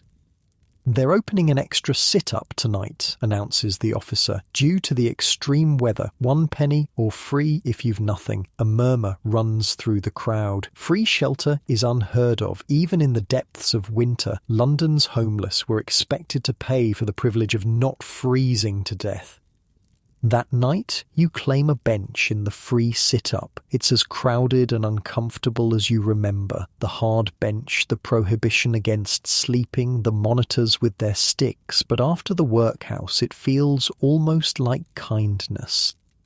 The woman with the coughing child is there too, both looking thinner than when you saw them enter the workhouse. You catch her eye, a moment of shared understanding passing between you. You both tried the workhouse. You both chose the streets instead, even in winter. Because sometimes freedom, even cold, hungry freedom, is preferable to the soul-crushing control of the Victorian poor relief system. As you sit on that hard bench, fighting sleep that would bring the monitor's stick down on your shoulder, you realise something. Jack was right. The whole system was designed to keep you down. The sit-ups, the hangovers, the coffins, the workhouse, all of them just different circles in London's poverty hell. None were meant to help you escape poverty. They were meant to manage you while you remained poor, to keep you alive, barely, while ensuring you stayed in your place. As you listen from the comfort of your warm bed, think about what it means to have options, to have agency, to not be at the mercy of systems designed to control rather than uplift. The Victorian poor had none of these luxuries. They existed at the whim of those who saw poverty as a moral failing rather than a structural problem. Next, we'll see how some attempted to change this broken system and whether Victorian society was capable of seeing its poorest members as fully human. But for now, feel the freedom of your soft mattress, the dignity of your private space, the luxury of sleeping without permission. These simple rights denied to London's homeless might be the greatest privilege of all. Morning comes with brutal clarity. Your body aches from another night on the hard bench. The sit-up monitor raps his stick on the floor, startling awake anyone who managed to doze despite the rules. Out everyone outdoors, reopen at 8 tonight. Outside, the world is white and silent. Snow fell heavily overnight, transforming London into something almost beautiful, if you could ignore the bone-deep cold seeping through your Workhouse-issued clothes. With Jack gone, you're adrift. No guide, no friend, just another anonymous face in London's sea of desperate humanity. "First winter?" asks a voice beside you. You turn to find the woman with the coughing child, both bundled in threadbare shawls. The child looks marginally better than before, though still alarmingly thin. "On the streets, yes," you reply. She nods. "Thought so. You've got that look, like you can't believe this is happening to you." She shifts her child to her other hip. "I'm Ellen. This is Maggie." She looks better. Ellen's face softens. The mission doctor gave her something for the cough. Don't know what, but it helped. She studies you. "You're alone now, aren't you? Your friend from the workhouse." You nod, throat suddenly tight. "Come with us then," she decides. Safety in numbers, especially this time of year. And so you join Ellen and Maggie on their daily rounds, a circuit of London carefully designed to maximise charity while minimising harassment. First to a church kitchen that offers bread and tea in the mornings, then to a public pump for water, then to a sheltered alley where other women and children gather for mutual protection. "Men don't bother us much here," Ellen explains. "Too many eyes watching, and Reverend Shaw comes by most days, brings blankets sometimes." The alley is a revelation, a tiny pocket of community among London's homeless, women sharing what little they have, watching each other's children, warning of dangerous men or overzealous police. It's not safety, not really, but it's better than complete vulnerability. "How long have you been—" You trail off, unsure how to phrase it politely. "On the streets," Ellen finishes for you. 3 years now. Maggie was born in the workhouse. She strokes her daughter's hair. Her father was a good man, cabinet maker, got crushed when a stack of lumber fell. After the funeral, couldn't keep up the rent. She shrugs, the simple gesture containing volumes of grief and resignation. Her story is depressingly common. Victorian London offered precious little support for widows with children. With no husband and no family to take them in, the slide from working poor to destitute happened with terrifying speed. Around midday, a well-dressed gentleman enters the alley, accompanied by a younger man taking notes. The women straighten, suddenly alert. "It's all right," Ellen murmurs. "That's Mr. Booth. He's one of the good ones." The name means nothing to you, but the reverent way she says it suggests importance. The gentleman approaches, removing his hat despite the cold. "Good afternoon, ladies. Might I ask you a few questions?" His companion readies his pencil, watching intently. Ellen nods. "What do you want to know, Mr. Booth?" "Your current circumstances, where you sleep, what you eat, how you manage." His voice is gentle but direct. "I'm conducting a survey of London's poor. The truth must be documented if things are to change. And for the next hour, that's exactly what he does. Documents." He asks questions about shelters, about workhouses, about street survival.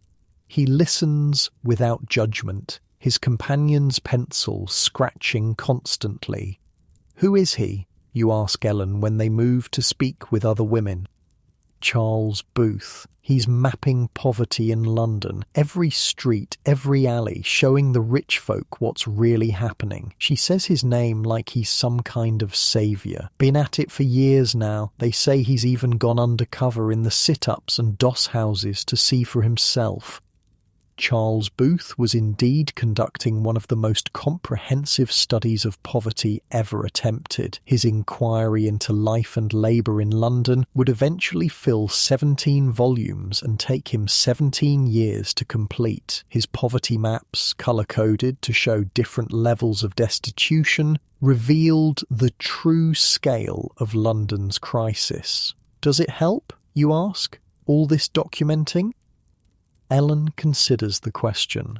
Maybe not us, directly, but they say Queen Victoria herself has seen his work. Parliament too can't ignore what's put right in front of them, can they? But of course, they could, and often did. Victorian society excelled at ignoring inconvenient truths about the consequences of industrialisation and unchecked capitalism. Before leaving, Booth approaches you specifically. "You're new to this life," he observes. Not a question. You nod. Would you be willing to share your experience? The transition from employed to... He gestures vaguely at your surroundings. The public needs to understand how easily it can happen. There's something compelling about his earnestness. You find yourself telling him everything. Your arrival in London, meeting Jack, the progression from sit-up to hangover to coffin to workhouse, the daily struggle for pennies, Jack's death. His companion's pencil never stops moving, capturing every word. Booth listens with complete attention, occasionally asking clarifying questions, but mostly just absorbing your story. "People believe poverty is a choice," he says when you finish. "A moral failing. They must be shown otherwise." He reaches into his pocket, extracting a coin. "This is not charity, but payment for your time and expertise. Your story will help others understand."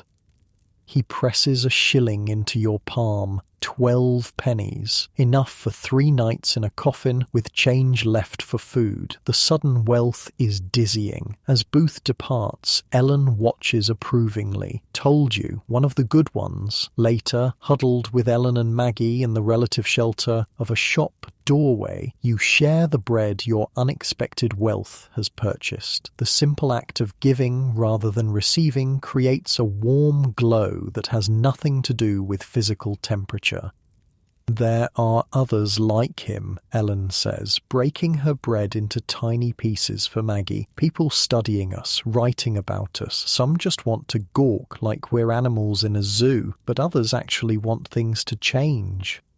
She tells you about Henry Mayhew, whose interviews with London's poor, shocked polite society years earlier, about Lord Shaftesbury, whose factory reforms saved countless children from industrial slavery, about Dr. Barnardo rescuing homeless children from certain death on the streets.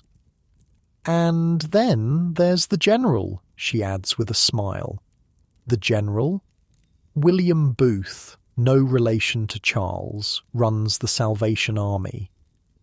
You think of the stern-faced Salvation Army officers at the sit-ups and hangovers. They don't seem particularly revolutionary. Ellen laughs. "Maybe not now, but when the General started, people thought he was mad. Preaching in the slums, feeding the destitute, letting women be officers with equal rank to men. Proper scandal, that was."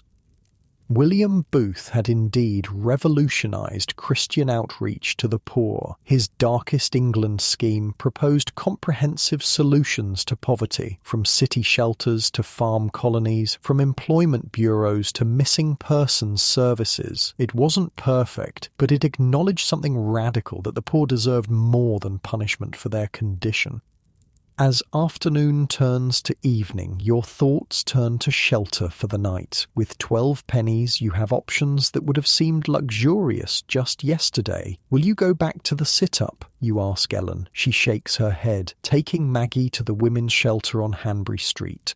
Salvation Army runs it. Children allowed, costs tuppence each, but it's clean and they don't separate us.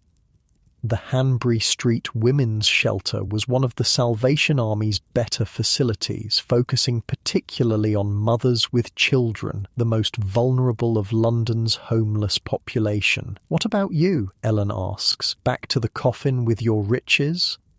You consider it. After the sit-up and workhouse, the fourpenny coffin sounds like paradise, but something holds you back. The memory of Jack coughing his life away, the knowledge that even the best homeless shelter is still a breeding ground for disease. Actually, you say slowly, I was thinking of something different. Which is how you find yourself that evening in a place you never expected to be, a model lodging house run by the Peabody Trust. At sixpence a night, it's far more expensive than the coffins or hangovers, but still within reach thanks to Booth's payment. The difference is immediately apparent. The building is purpose-built, not a repurposed warehouse. The dormitory is clean and well ventilated with actual beds, narrow and simple but real beds with mattresses and blankets. There are washing facilities with soap and towels. The other lodgers are poor but respectable. Labourers, dock workers, street vendors. The working poor rather than the destitute. First time? Asks the clerk as you pay your sixpence.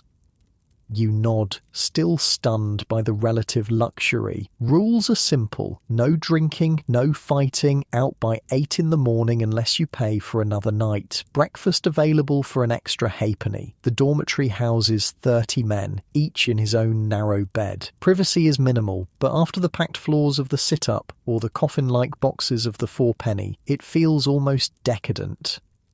Your neighbour is a stonemason named Williams, his hands permanently grey with dust, fingers gnarled from years of work. Used to have my own place, he explains over dinner, a bowl of actual stew with real meat served in the lodging house dining room. Then the arthritis got too bad for fine work. Can only manage rough cutting now, not enough to rent rooms, but enough for here most nights. Like everyone you've met on London's margins, Williams balances perpetually on the knife edge between barely surviving and complete destitution. Better than the spikes and pennies, though, he adds, seeing your expression. Tried a coffin once, got more vermin than sleep. The model lodging houses represented a new approach to housing London's poor, the belief that decent accommodation could and should be provided at affordable rates. The Peabody Trust, the Metropolitan Association for Improving the Dwellings of the Industrious Classes, and similar organisations aimed to prove that housing the poor needn't be merely charitable, it could be sustainable. That night, lying in an actual bed with an actual blanket, you experience something that has become foreign, comfort, not luxury by any normal standard, but compared to the brutal realities of the sit-ups, hangovers and coffins, it's practically palatial. You sleep deeply for the first time in weeks, waking refreshed as sunlight streams through large windows. The sixpence was well spent, but it also highlights the fundamental cruelty of Victorian London's approach to homelessness, the vast gulf between the bare survival options of the sit-up and the basic human dignity of the model lodging house. For just a few extra pennies, a person could sleep in relative comfort and safety rather than hanging over a rope or lying in a wooden box. Yet those pennies might as well be pounds for most of London's destitute. Over breakfast, porridge with actual milk and sugar, worth every farthing. You listen to the conversations around you. These men aren't the completely broken souls of the sit-ups and coffins. They're the working poor, scraping by day to day, holding on to the bottom rung of respectability with bloodied fingernails. "Heard they're opening another Roten house in Whitechapel," says one man. "'Bout time," replies another. "Waiting list at the Camden one is weeks long." Lord Roten's lodging houses represented the pinnacle of Victorian accommodation for working men. Private cubicles instead of open dormitories, reading rooms, dining halls, even bathing facilities. At sixpence a night, they were unattainable dreams for most of London's homeless. But they established a new standard for what housing the poor could look like. After breakfast, you step back onto London's snowy streets with renewed purpose. Your shilling will last another day or two if you're careful. After that, it's back to scavenging for pennies, but you've glimpsed another way, a system that treats the poor as humans rather than problems to be contained. The day passes in exploration rather than desperate penny hunting. Free from immediate need, you're able to see London differently. You visit Whitechapel's library, warming yourself by their fire while reading newspapers. You walk through Spitalfields Market, watching the commerce that keeps London fed. You even venture into the city proper, marvelling at the stark contrast between its wealth and the squalor just streets away. By late afternoon, you find yourself outside a building on Mile End Road with a sign identifying it as Toynbee Hall. People come and go freely, some well-dressed, others clearly working class. Curiosity draws you inside, where you discover something unexpected. A settlement house, where university graduates live and work alongside the poor, teaching classes, providing legal aid, offering medical assistance. "Can I help you?" asks a young man with spectacles and an Oxford accent. "Just looking," you reply, self-conscious of your workhouse clothes. "Well, we have a lecture on public health at 5, free to all, and soup afterward." He smiles. "You're welcome to both." The lecture hall fills with an improbable mix of people, labourers still in work clothes, middle-class reformers in neat suits, charity workers, teachers, even a few people clearly as destitute as yourself. The lecturer, a physician from London Hospital, speaks passionately about the connection between housing conditions and disease. "Tuberculosis is not a moral failing," he insists, pointing to charts showing infection rates across different neighbourhoods. "It's the direct result of overcrowding, poor ventilation, and inadequate sanitation. We cannot pray away these diseases. We must build them away." Around you, heads nod in agreement. There's something powerful happening here. A recognition that poverty isn't simply the result of personal failings, but of systemic problems requiring systemic solutions.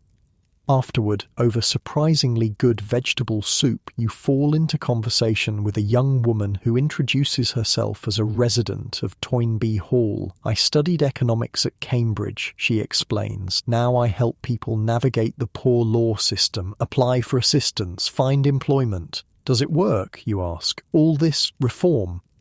She considers the question seriously. Sometimes. For individuals, often yes. For the system as a whole, she sighs. Change is glacially slow, but it is happening. 20 years ago, a place like this wouldn't exist. The idea of university graduates living among the poor was unthinkable. The settlement house movement represented a new approach to poverty, not just charity from afar, but direct engagement, living among the poor, understanding their challenges firsthand, working alongside them, rather than dictating solutions from comfortable drawing rooms. As evening approaches, you bid farewell to Toynbee Hall, your mind buzzing with new ideas. For the first time since arriving on London streets, you feel something dangerous, hope, not for immediate rescue from your circumstances, but for the possibility that the system itself might eventually change. With enough for another night at the model lodging house, you return to its relative comfort, grateful for the temporary reprieve from the sit-ups and hangovers, but you know this is borrowed time. Soon enough, you'll be back to the penny-by-penny existence of London's truly destitute. Williams the stonemason is there again, his arthritis visibly worse today. Bad weather for old bones, he explains, rubbing his gnarled hands. Won't be able to work tomorrow if this keeps up. What happens then, you ask? His expression darkens, back to the spike most like, till I can earn enough for this place again. And there it was, the brutal cycle of Victorian poverty. Even those like Williams, skilled workers with decades of experience, were just one bad day away from the workhouse or the penny sit-up. That night, as you lie in your temporarily comfortable bed, you reflect on the vast gulf between London's approaches to homelessness, from the deliberate humiliation of the workhouse to the simple dignity of the model lodging house, from the bare survival of the sit-up to the community support of Toynbee Hall.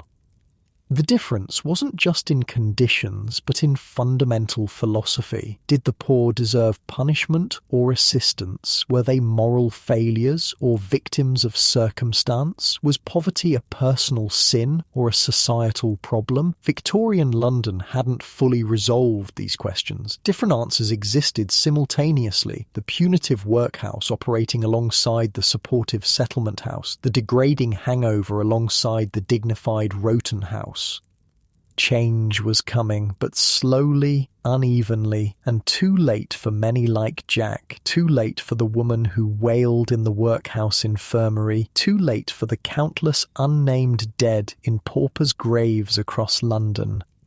As you listen from your comfortable modern bed, think about how recently these debates raged. The questions Victorian reformers asked about housing, healthcare, employment, dignity still echo today. The systems they built, both punitive and supportive, shaped our modern approaches to homelessness and poverty. Next, we'll see how these competing philosophies continued to battle for London's soul, and what happened when the truly desperate were pushed beyond endurance. But for now, appreciate not just the physical comfort of your bed, but the social safety nets that exist today, imperfect as they may be. The distance between us and the Victorian poor isn't just measured in years, but in the slow, painful expansion of our circle of moral concern. Your lodging house reprieve lasts exactly 3 nights. When the last of Charles Booth's shilling is spent, you're back where you started, on London's unforgiving streets, with nothing but the clothes on your back and the gnawing knowledge that tonight's shelter depends entirely on today's earnings.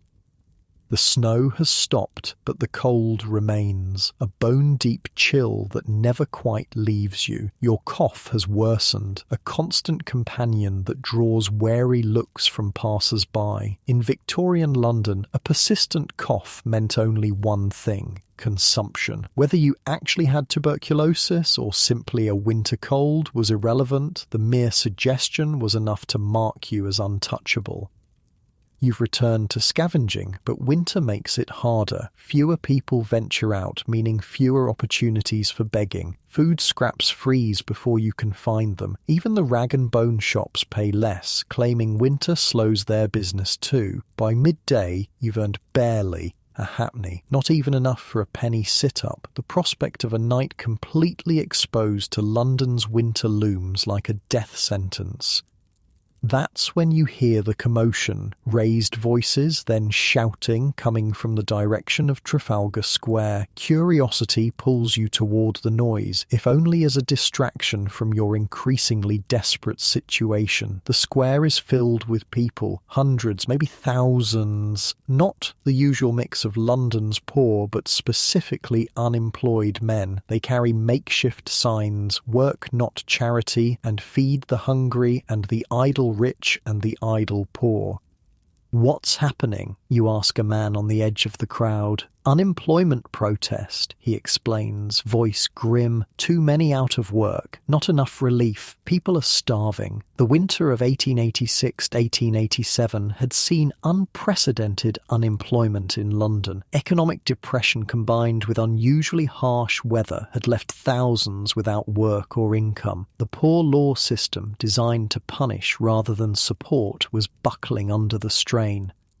At the centre of the square, a man stands on a makeshift platform, voice bellowing over the crowd. "They tell us to go to the workhouse," he shouts, as if that solves anything, as if breaking stones for 10 hours deserves only gruel and a plank to sleep on. The crowd roars its approval. "They tell us poverty is our fault, that we're lazy, immoral. But look around you. Are these lazy men? Are these immoral women? Or are these people desperate for honest work at honest wages?" More cheers, louder this time. "The rich grow richer while we starve. Their mansions have rooms they never enter while we sleep on the streets. Their dogs eat better than our children." The atmosphere crackles with a dangerous energy. This isn't the resigned suffering you've seen in the sit-ups and workhouses. This is rage, the collective fury of people pushed too far. "This isn't just a protest," mutters the man beside you. "This is heading for a riot." He's proven right moments later when someone throws a stone at a nearby shop window. The glass shatters with a crash that momentarily silences the crowd. Then, like a dam breaking, chaos erupts. People surge toward the shops lining the square. More windows break. Police whistles shrill in the distance. The man on the platform tries to call for calm, but his voice is drowned by the growing pandemonium.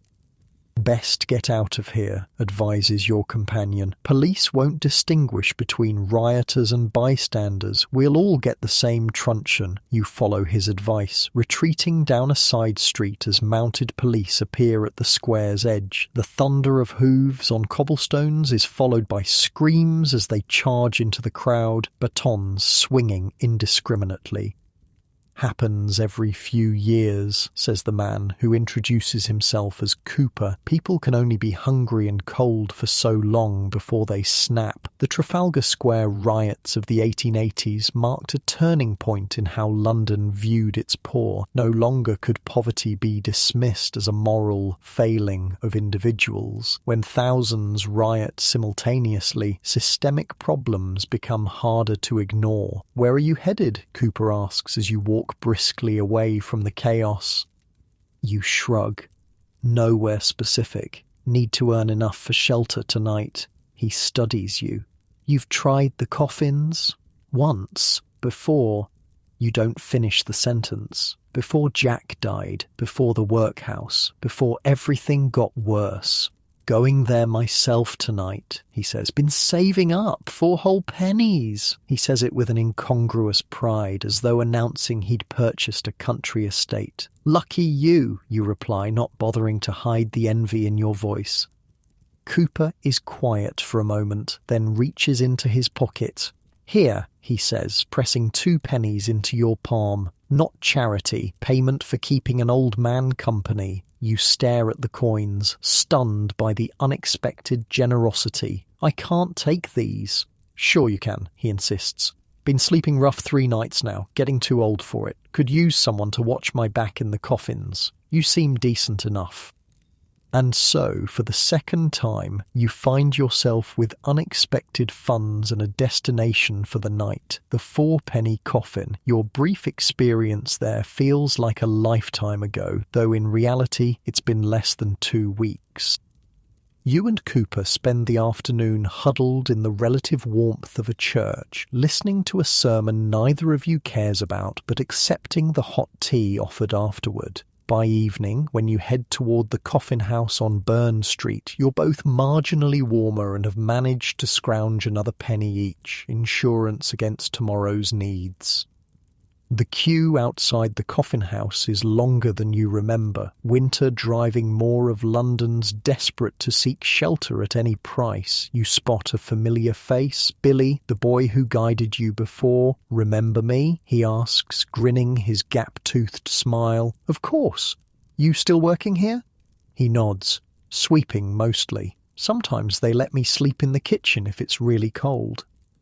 As the line inches forward, you notice the tension among those waiting. Arguments break out over spots in line. A woman sobs quietly, clutching a few coins as though they might vanish. A man mutters obsessively about getting a proper coffin tonight, a proper one. Been like this all winter, Billy explains. Too many people, not enough coffins, some getting turned away even with their 4 pennies.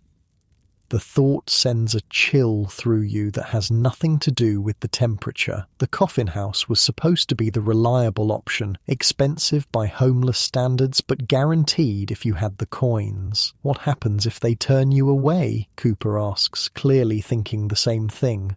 Billy shrugs.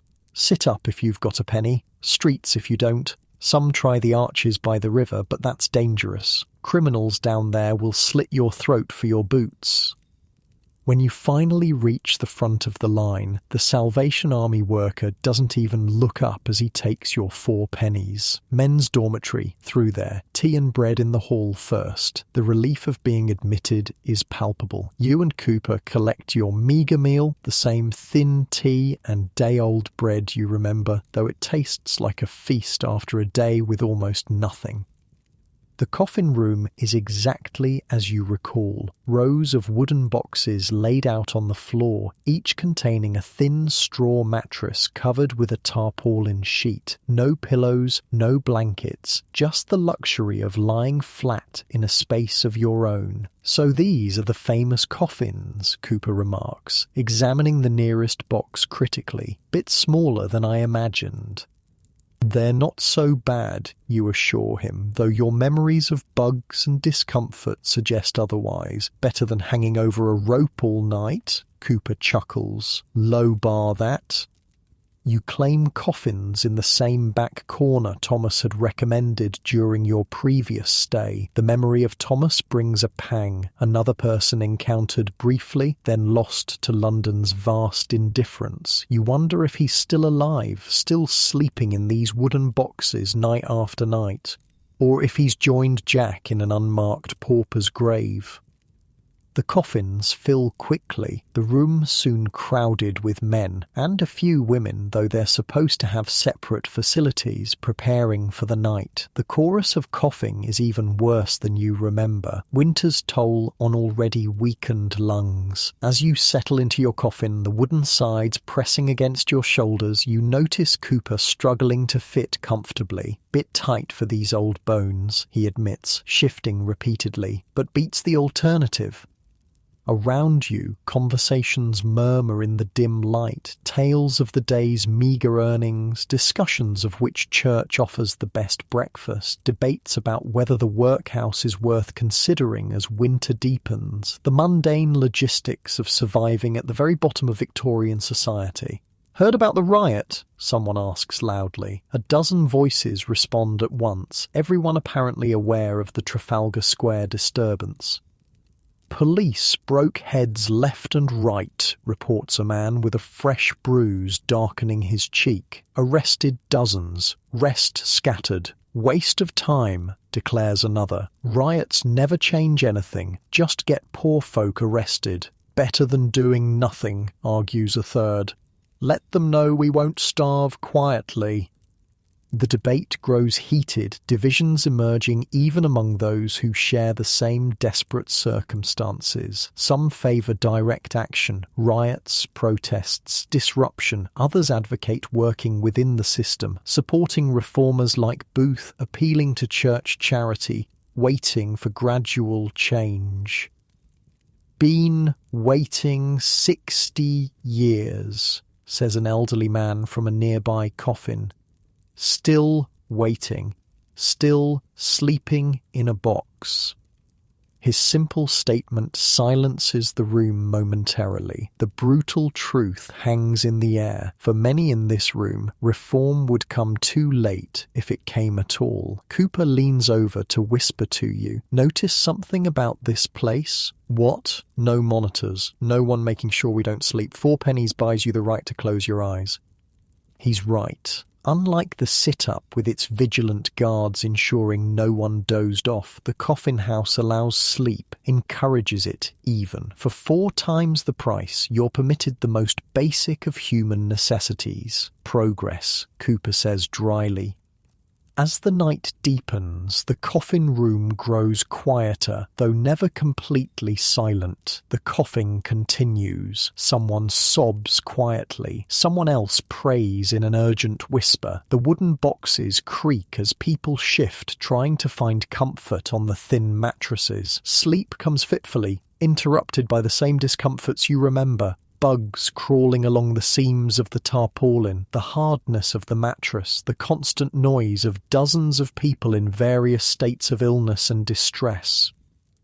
Around midnight, commotion erupts at the far end of the room. A man thrashes in his coffin, gasping for breath, hands clutching at his chest. Heart attack, diagnoses someone nearby. The Salvation Army night watchman hurries over, but it's clear there's little to be done. No doctor will come at this hour, certainly not for a homeless man in a 4-penny shelter. They carry him out, still alive but barely. His coffin is immediately filled by someone from the overflow area, the smooth efficiency speaking to how routine such events are. Happens most nights, whispers a man in the next box. Cold gets to the old ones. Hearts give out. Will he survive, you ask? The man snorts. Doubt it. They'll take him to the infirmary, but... He makes a cutting gesture across his throat. Just a different place to die. You think of Jack, carried away on a stretcher, dead by morning and buried before you even knew. The anonymous, unceremonious disposal of London's poor, not even dignified with a proper death, let alone a proper funeral. Despite everything, you eventually fall into the deep sleep of exhaustion. When morning comes, announced by a clanging bell at 5:30 a.m., your body protests the return to consciousness. Every joint aches. Your cough seems worse. The thin workhouse clothes provide minimal protection against the cold. Cooper looks even worse, grey-faced and moving stiffly as he climbs from his coffin. "Not as young as I used to be," he says with forced cheerfulness. "Takes longer to get the blood flowing." Breakfast is the same tea and bread as dinner, though now the bread is a day older and the tea barely lukewarm. You eat it anyway, knowing it might be your only meal today. Outside, London is wrapped in dense fog, the kind that creeps under doors and through window frames, carrying coal smoke and river damp into every corner of the city. The type Londoners call a killer fog for how it aggravates breathing problems and carries disease. "Bad day for the lungs," Cooper observes, his own breath wheezing slightly. "Best find indoor work if possible." You part ways near Spitalfields Market, Cooper heading toward the docks where he sometimes gets day labour, you toward the rag and bone shops that occasionally pay for scavenging. "See you at the coffins tonight?" he asks. "If we both make our 4 pennies?" You nod, though the prospect seems unlikely. 4 pennies is a small fortune in London's winter economy. The day unfolds with the same grim struggle as all the others, hunting for anything of value, avoiding police who might move you along, seeking moments of warmth in church porches or shop doorways. By late afternoon, you've earned just over 2 pennies, halfway to another night in a coffin. As dusk approaches, you find yourself near Hanbury Street, where Ellen mentioned the women's shelter. On impulse, you decide to check if she and Maggie are there, perhaps seeking temporary shelter from the killing fog. The women's entrance is separate from the men's, but a Salvation Army worker at the door is willing to inquire for you. She returns with Ellen, who looks surprised but pleased to see you. "Thought you might have gone back to the workhouse," she says. "Or worse." "Not yet," you reply. "How's Maggie?" Ellen's expression clouds, coughs worse. "The fog. She doesn't finish, but she doesn't need to. London's fogs were notorious killers of the young and vulnerable. What about you, still at the coffins? You explain your current situation, 2 pennies earned, too short of another night in a box.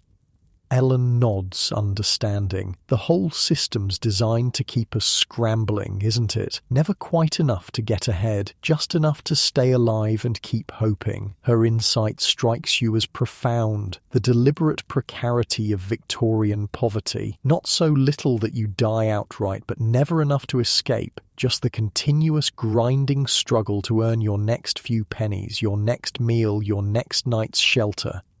There's talk, Ellen says, lowering her voice, of another protest, not like today's riot, something organised, workers and unemployed together, demanding real change. Will it work, you ask? She shrugs. Maybe not, but what's the alternative? Keep sleeping in coffins and hanging over ropes until we die.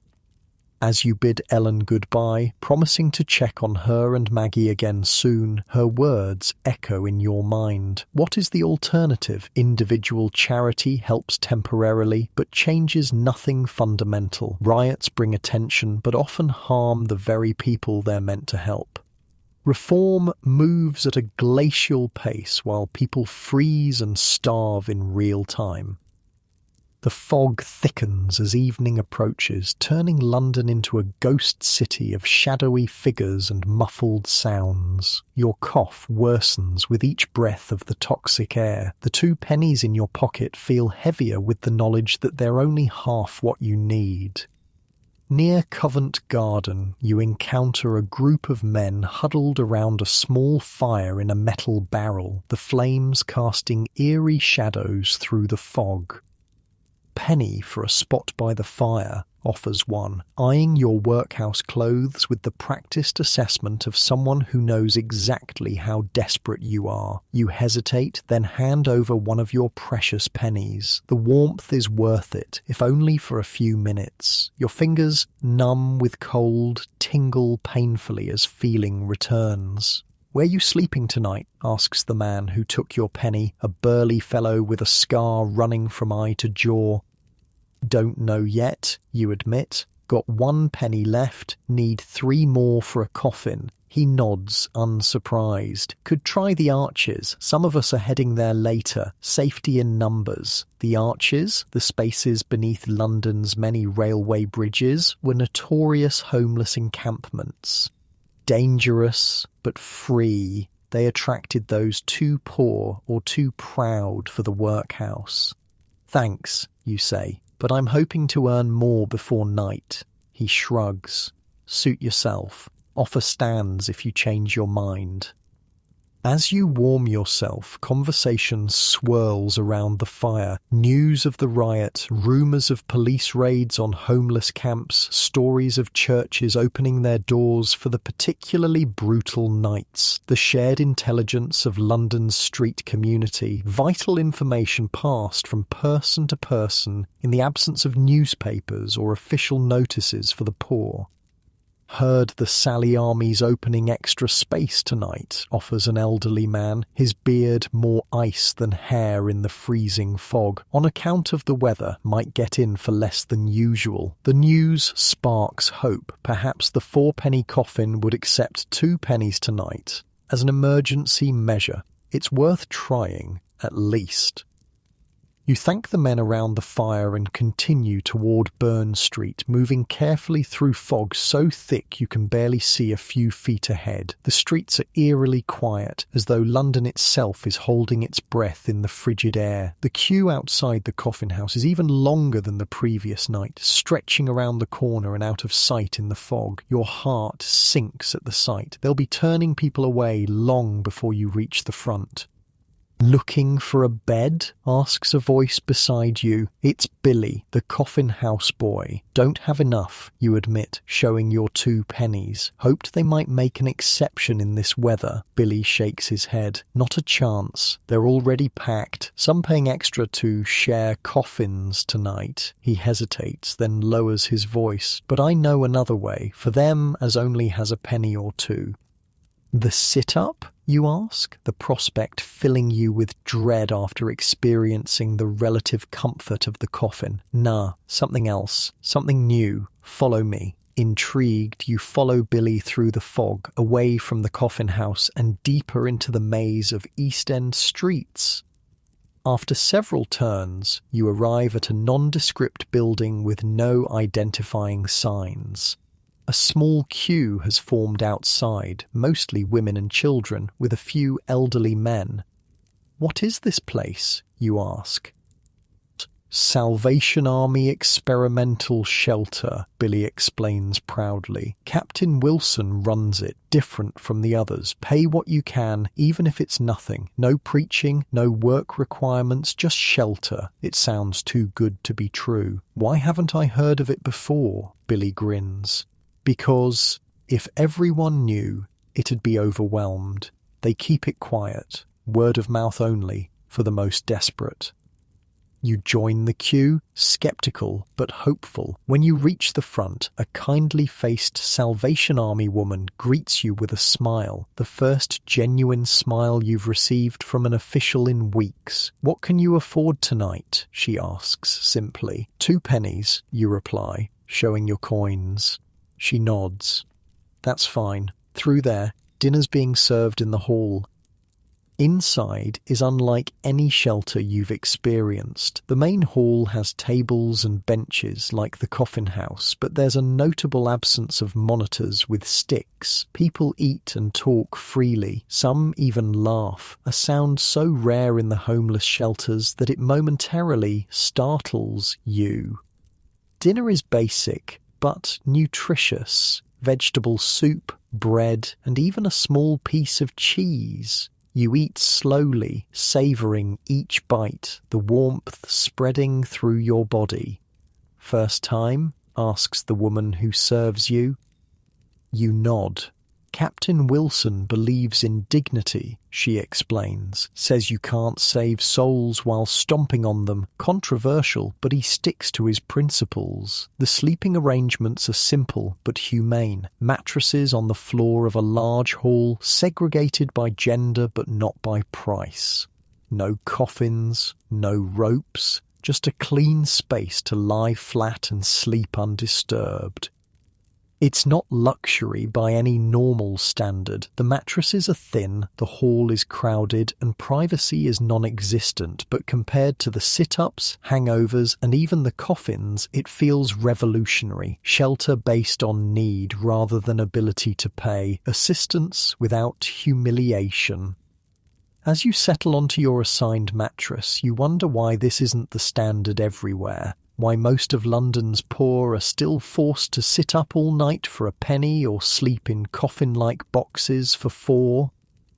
The answer, perhaps, lies in what the woman said about controversy. Captain Wilson's approach challenged the prevailing Victorian belief that the poor must be punished, controlled, and morally improved before they could be helped. By offering unconditional shelter, he questioned the very foundations of the poor law system.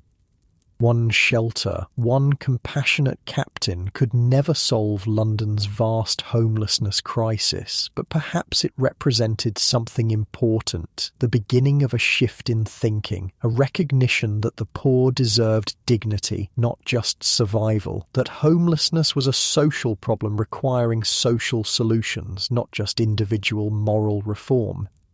As you listen from your comfortable modern bed, think about how radical such ideas were in Victorian London. The belief that all people deserve basic dignity, shelter, food, medical care, regardless of their ability to pay, was far from universally accepted. The battle between punitive and supportive approaches to poverty would continue for decades.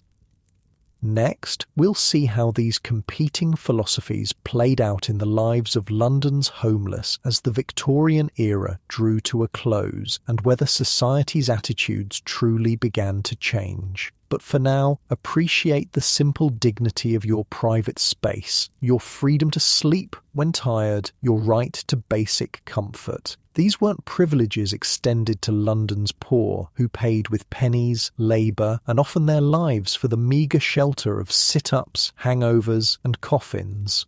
Morning at Captain Wilson's shelter arrives not with a clanging bell or shouting guards, but with daylight filtering through high windows and the gentle stirring of your fellow sleepers. No one rushes you out the door. No one demands immediate departure. Instead, a Salvation Army worker moves through the hall, quietly informing everyone that breakfast will be served shortly.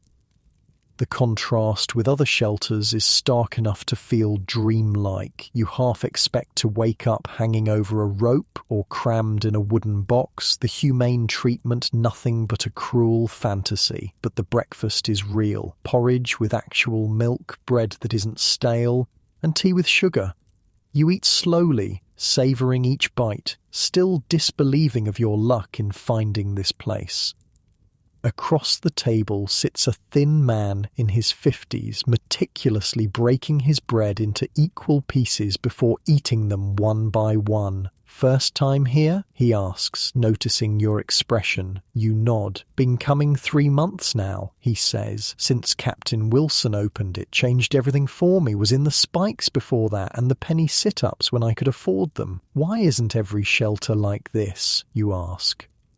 The man snorts. "Powers that be don't want it. If all shelters treated us like humans, where's the punishment for being poor?" He taps the side of his nose knowingly. "Captain Wilson's fighting the whole system. Won't last. Mark my words. They'll shut him down eventually." His cynicism dampens your spirits, but you can't dispute his logic. Victorian society's approach to poverty was fundamentally punitive. The belief that making poverty uncomfortable would somehow reduce it. A shelter offering dignity challenged that entire philosophy.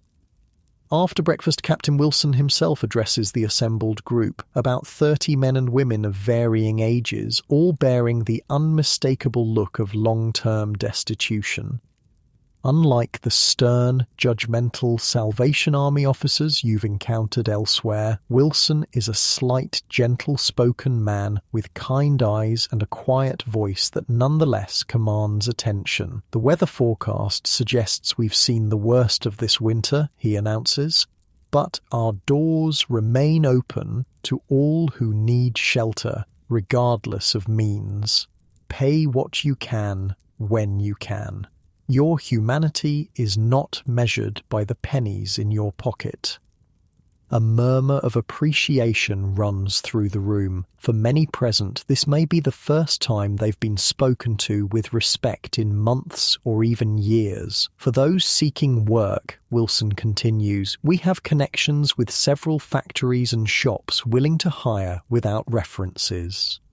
See Sister Mary before you leave. For those needing medical attention, the volunteer doctor will be here at noon." The realization dawns gradually. This isn't just shelter, it's comprehensive support, not just keeping people alive for another night, but actually trying to help them escape the cycle of poverty. "He's mad, you know," says your breakfast companion, watching Wilson with a mixture of admiration and pity. "Completely against Salvation Army policy to run a shelter this way, using his family money to cover the shortfall. They'll transfer him somewhere remote when they get tired of the controversy." The man's predictions would prove partly right. Captain Wilson's experimental shelter would eventually close, but not before inspiring others. The seeds of a different approach were being planted, even if full harvest lay decades in the future. After breakfast, you approach Sister Mary about work possibilities. Your cough gives her pause, but she adds your name to a list. factory on Commercial Road needs workers, she explains. Not pleasant work, sorting rags for paper making, but it's 6 shillings a week, enough for proper lodgings if you're careful. 6 shillings, 72 pennies, is a fortune by your recent standards. Enough for 18 nights in a coffin or a week in a proper lodging house with actual privacy. The prospect is dizzying. When would I start, you ask, trying to contain your excitement. They take on new people Mondays. Come back tomorrow morning and I'll send the first 10 on my list. She checks her paper. Number 7. Good chance. You leave the shelter buoyed by something you haven't felt in weeks. Hope. Not just for surviving another night, but for potentially escaping the penny-by-penny existence of London's homeless. Outside, the weather has shifted, the killing fog has lifted, and though still cold, there's a quality to the air that hints at eventual spring. Not warm by any measure, but less actively hostile to human life. With nowhere particular to go until tomorrow, and a guaranteed bed tonight, Captain Wilson's shelter allows multi-night stays, another radical departure from standard practice. You decide to walk. Not the desperate scavenging of recent days, but actual exploration. London in late Victorian times was a city of spectacular contrasts. Within a half-hour walk you could pass from the abject misery of the East End slums to the opulent wealth of the city's financial district. From starving children to overfed bankers, from open sewers to marble halls. As you walk west, the transformation is gradual but undeniable. Buildings grow taller, cleaner, more imposing. Streets widen. The people change too. Better dressed, healthier looking, walking with the confident stride of those who've never had to choose between food and shelter. Near the Bank of England, you pause, struck by the contrast between your workhouse clothes and the tailored suits of the businessmen hurrying past. They barely glance at you, these men whose pockets contain more money than you've seen in your entire life. To them, you're invisible, or perhaps just another unpleasant reminder of the costs of their prosperity. Move along, orders a policeman, eyeing your ragged appearance suspiciously. No loitering.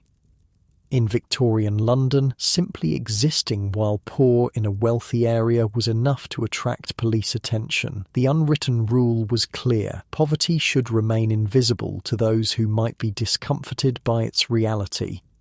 You continue walking, eventually finding yourself near the Thames embankment. The river flows grey and sluggish, carrying the waste of millions toward the sea. Along its banks, hidden in shadows beneath bridges and behind walls, you spot the makeshift camps of those even worse off than yourself. People who couldn't or wouldn't use the shelters, preferring the dangerous freedom of outdoor sleeping to the controlled misery of the situps and workhouses. A familiar figure hunches near the water's edge. Cooper, the man who shared his pennies for the coffin house. Cooper, you call, approaching carefully. He looks up, recognition dawning slowly on his haggard face. Ah, the coffin companion, wondered where you disappeared to last night. You explain about Captain Wilson's shelter, watching Cooper's expression shift from scepticism to cautious interest. Sounds too good to be true, he says.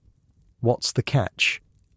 No catch that I could see, just basic decency. Cooper laughs, a harsh sound that turns into a racking cough. Basic decency? In London? To the poor? Now I know you're having me on. You persist, describing the shelter in detail, the mattresses, the real food, the work connections, the medical care. With each element, Cooper's disbelief visibly battles with desperate hope. And you're going back tonight? He asks finally. Yes, and tomorrow there might be factory work. You should come too. There's space. Cooper hesitates, years of disappointment and broken promises warring with the prospect of something better. Might do, he says noncommittally. If this damned cough lets up enough to walk that far. The cough worries you. It sounds worse than yesterday, deeper and wetter. There's a doctor at noon, free. That gets his attention. A real doctor, not some workhouse butcher. A real doctor, volunteer, the captain said. Cooper nods slowly. All right, help an old man up, will you? Let's see this miracle shelter of yours. The walk back to Whitechapel is slow, Cooper stopping frequently to rest or cough. By the time you reach Captain Wilson's shelter, the volunteer doctor has arrived. A young woman in a neat black dress with a medical bag. A lady doctor, Cooper whispers, scandalized despite his condition. Would you prefer to keep coughing? You counter. The doctor, Dr. Elizabeth Manning, according to the sister who introduces her, examines Cooper with brisk efficiency. Her diagnosis is unsurprising, but delivered with unusual compassion. Bronchitis, quite severe, she tells Cooper, possibly developing into pneumonia. You need warmth, rest, and proper food. She turns to Sister Mary. He should be in the infirmary. We're full, Mary replies apologetically, but he can stay here. We'll give him the corner spot near the stove. Dr. Manning nods, then addresses Cooper directly, another departure from typical medical practice with the poor, who were often discussed as though not present. I'll leave medicine for the cough and fever. Take it exactly as directed. Rest as much as possible. No alcohol, it will make everything worse. She presses a small bottle into his hand. I'll check on you tomorrow. Cooper stares at the bottle in disbelief. Just like that? No charge? No workhouse admission? Just like that, Dr. Manning confirms with a small smile. Captain Wilson believes healthcare should be based on need, not means. After the doctor moves on to other patients, Cooper turns to you with bewilderment. Who are these people? Saints? Reformers, you reply, remembering your conversations with Ellen. People who think the whole system needs changing. Cooper shakes his head slowly. Won't work. Not in my lifetime anyway. Too many powerful folks benefiting from things staying exactly as they are. His cynicism is understandable, but not entirely justified. Change was coming to Victorian London, albeit slowly and unevenly. Reformers like Charles Booth were meticulously documenting poverty's true causes and extent. Settlement houses like Toynbee Hall were bringing the wealthy and poor into direct contact, breaking down stereotypes. Women like Dr. Elizabeth Manning were entering professions previously closed to them, often bringing different perspectives on social problems. Even the Salvation Army itself, for all its stern moralism, represented a shift from pure punishment to at least partial support for the poor. Captain Wilson might be an outlier in his methods, but he wasn't alone in questioning whether the destitute deserved dignity as well as bare survival. That evening you help Cooper to his promised spot near the stove in the men's sleeping hall. The medicine has eased his cough somewhat, and the warmth brings colour to his grey cheeks. Never thought I'd end up here, he muses, watching the other shelter residents prepare their mattresses for the night. 62 years old, worked since I was 8, thought I'd have something to show for it by now. What did you do, you ask, realising you know almost nothing about the man beside you. Or railway porter mostly. Good job until the accident. Train took my foot. He pulls up his trouser leg to reveal a crude wooden prosthesis strapped to his shin. Company gave me a few pounds compensation. When that ran out, there was nothing. No one wants a one-legged porter. His story was common enough. Victorian London had no meaningful safety net for those injured at work, no ongoing disability support, no retraining programs, just a small lump sum payment, then the stark choice between family charity, if you had family, the workhouse or the streets. What about tomorrow's factory work, you ask? Would they take someone with your condition? Cooper shrugs. Rag sorting doesn't need 2 good legs, I suppose. Just have to be faster with my hands to make up for it. He coughs again, weaker this time, assuming this cough doesn't finish me first. That night, as you lie on your mattress listening to the sounds of 30 men breathing, coughing, and occasionally crying out in troubled sleep, you reflect on the randomness of Victorian destitution, Cooper's train accident, Ellen's husband crushed by falling lumber, Jack's... whatever took Jack to the streets before you met him.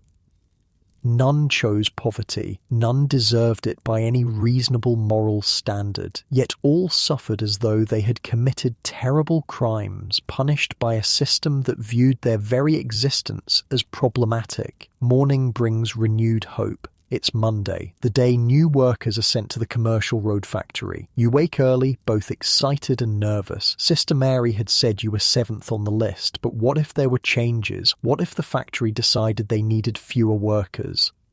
At breakfast, you notice Cooper's absence from his spot by the stove. Infirmary, explains another man, seeing your concern. Fever spiked in the night. Dr. Manning came early and had him moved. Your heart sinks. Another friend, another illness. The pattern feels grimly familiar.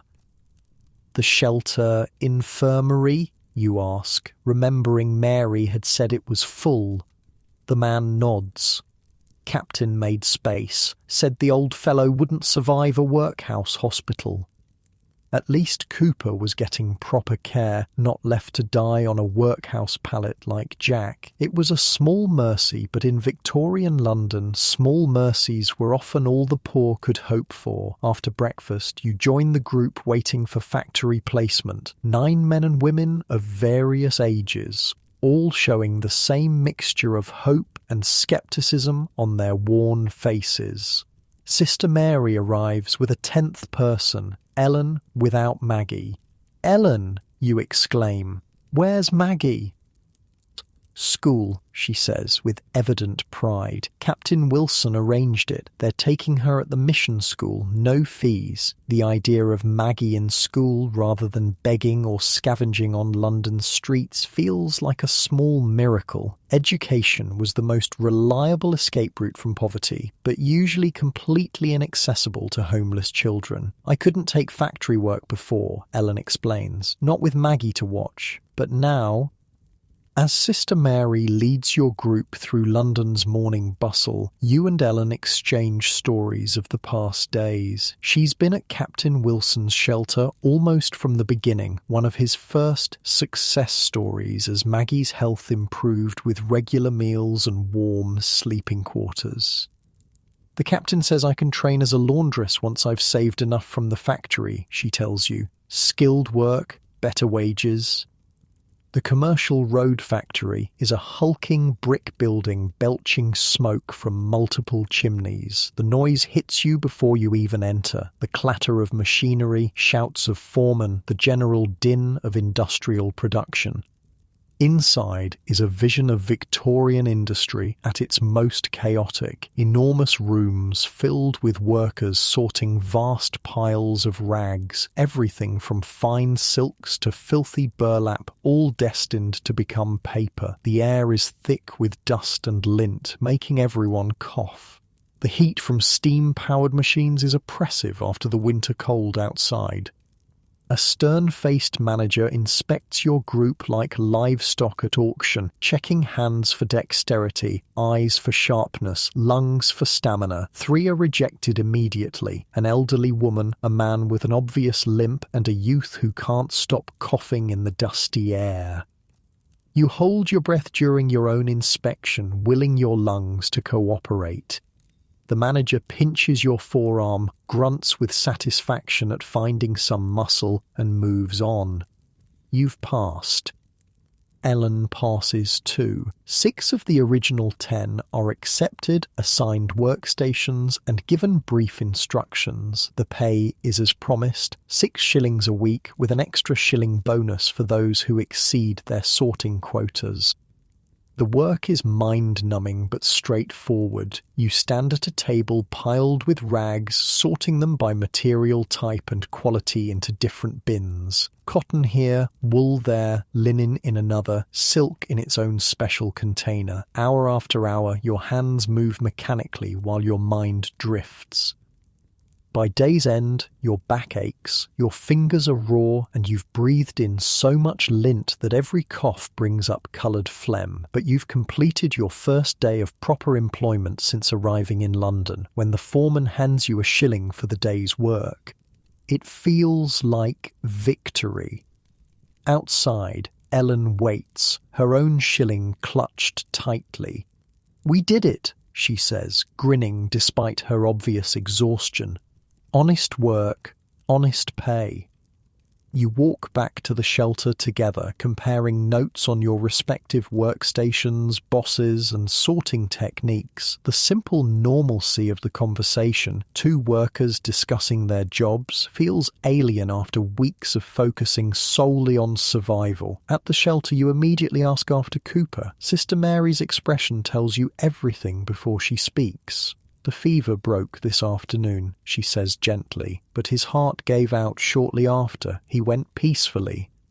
The news hits with surprising force. You'd known Cooper only briefly, yet his death feels like a personal loss, another victim of Victorian London's brutal indifference to the poor. "We're having a small service tonight," Mary continues. "Captain Wilson believes everyone deserves to be mourned properly." The service is indeed small, just shelter residents gathered in the main hall, Captain Wilson reading a brief but dignified eulogy for a man he barely knew. No family attends, no long-time friends, just a collection of fellow homeless who understood, better than most, how easily they could be next. "Cooper came to us too late," Wilson says, addressing the assembled group. "The streets had already taken too heavy a toll on his body, but he died with dignity, in a clean bed, with medical care and human kindness. That should be the right of every person, not a rare privilege." Several older residents nod in agreement, perhaps seeing their own potential fate in Cooper's. "We cannot save everyone," Wilson continues. "The problem is too vast, the resources too few, the opposition too entrenched, but we can save some. We can demonstrate a better way. We can refuse to accept that poverty must equal degradation." After the service, you approach Captain Wilson, wanting to express gratitude for his treatment of Cooper. "Will there be a proper burial?" you ask. "Not a pauper's grave?" Wilson nods. "We have an arrangement with the church cemetery, individual plots, marked graves. It's not much, but it's acknowledgement that each life matters." The contrast with Jack's anonymous workhouse burial couldn't be starker. Same poverty, same illness, completely different treatment in death based solely on where each man happened to draw his last breath. That night, lying on your shelter mattress with a shilling from honest work in your pocket and the prospect of 5 more by week's end, you realise something has fundamentally shifted, not just your individual circumstances, but your understanding of what's possible. Captain Wilson's shelter, the factory job, Dr. Manning's medical care, Maggie's school placement, all represented alternatives to the punitive approach that dominated Victorian poverty management. Small islands of dignity in a sea of deliberate humiliation, proof that different choices could be made if society valued the poor as fully human. As the Victorian era drew to a close, these alternative approaches were gradually gaining ground, not rapidly enough to save Jack or Cooper or countless others, not comprehensively enough to remake the entire system, but enough to plant seeds of change that would eventually flourish. The reform movements of the late Victorian period, from Charles Booth's poverty mapping to settlement houses to medical volunteers to Captain Wilson's experimental shelter, all challenged the fundamental assumption that poverty was primarily a moral failing deserving punishment. They suggested instead that poverty was largely structural, requiring structural solutions. As you drift towards sleep, physically exhausted but mentally hopeful for perhaps the first time since arriving in London, you wonder what society might look like if Captain Wilson's approach became the norm rather than the radical exception, if the poor were treated with dignity as a matter of course, not rare charity, if the focus shifted from punishment to support. The answer to that question lay decades in the future, beyond the Victorian era altogether. The full development of what would eventually become the welfare state was still generations away, but the first fragile shoots were emerging, nurtured by reformers who refused to accept that human dignity should depend on economic status. As you listen from your comfortable bed in the modern world, remember that the distance between Cooper's death in a charity infirmary and today's social safety nets was traversed in painful increments. Each small reform, each Captain Wilson, each Dr. Manning, each Charles Booth pushing against deeply entrenched beliefs about poverty and worthiness. Next, we'll see how these competing visions for addressing poverty continued to evolve as the Victorian era ended, and whether our protagonist's tentative hope for a better future was justified. But for now, appreciate not just the physical comforts of your modern life, but the moral evolution that made them possible, the gradual, hard-won recognition that all humans deserve certain basics: shelter, food, medical care, education, not as charity, but as rights. This idea, still radical in late Victorian London, would eventually transform how society viewed its most vulnerable members. 6 days at the rag-sorting factory pass in a blur of exhaustion, lint, and steadily accumulating shillings. By Saturday afternoon, when the foreman distributes the week's wages, you've earned the full 6 shillings plus an extra 6p bonus for exceeding your quota. 6 shillings and 6p, 78 pennies, more money than you've had at once since arriving in London. Ellen has done even better, earning a full extra shilling for her swift, deft sorting. You both stand outside the factory gates, staring at your wages with a mixture of disbelief and pride. "What will you do with it?" she asks. "You've thought of little else all week." "Find proper lodgings," you reply. "Somewhere with a real bed and a door that closes." "Not spending it all on gin and a spree," she teases. "That's what the factory owner thinks we'll do. Why he pays weekly instead of daily, claims we can't be trusted with too much money at once." The assumption that the poor were inherently irresponsible with money was deeply embedded in Victorian thinking. It justified paying wages at intervals that left workers perpetually in debt to landlords and shopkeepers. It rationalised the refusal to provide direct financial assistance. It even explained the preference for shelters over cash support, the belief that given money, the poor would simply drink it away. "What about you?" you ask. "Will you stay at Captain Wilson's?" Ellen nods. "For now, saving every penny I can. Captain says if I keep steady work for 6 months, he'll help me find a proper room for me and Maggie." She smiles, the expression transforming her careworn face. Maggie's teacher says she's quick with numbers, might even get a scholarship someday. The thought of Maggie, born in a workhouse, nearly dead of illness on the streets, potentially receiving an education that could lift her out of poverty entirely, feels like witnessing a minor miracle, a testament to what's possible when people are given support rather than punishment. That evening, you bid farewell to Captain Wilson's shelter. Not permanently, you'll continue visiting Ellen and Maggie, but as a resident. Wilson himself wishes you well. "Remember," he says, "a setback doesn't mean failure. Our door remains open if you ever need to return." His understanding of poverty's precariousness, how easily progress can be reversed by illness, accident, or simple bad luck, is unusual among Victorian charity workers, who often viewed returning recipients as moral failures who hadn't tried hard enough. With directions from Sister Mary, you make your way to a lodging house on Commercial Street that caters to factory workers. For 3 shillings weekly, you secure a tiny room of your own, barely larger than a coffin in truth, but with actual walls, a narrow bed with real sheets, a small table, and most precious of all, a door that locks. The landlady, Mrs. Perkins, is a brisk widow who runs her establishment with military precision.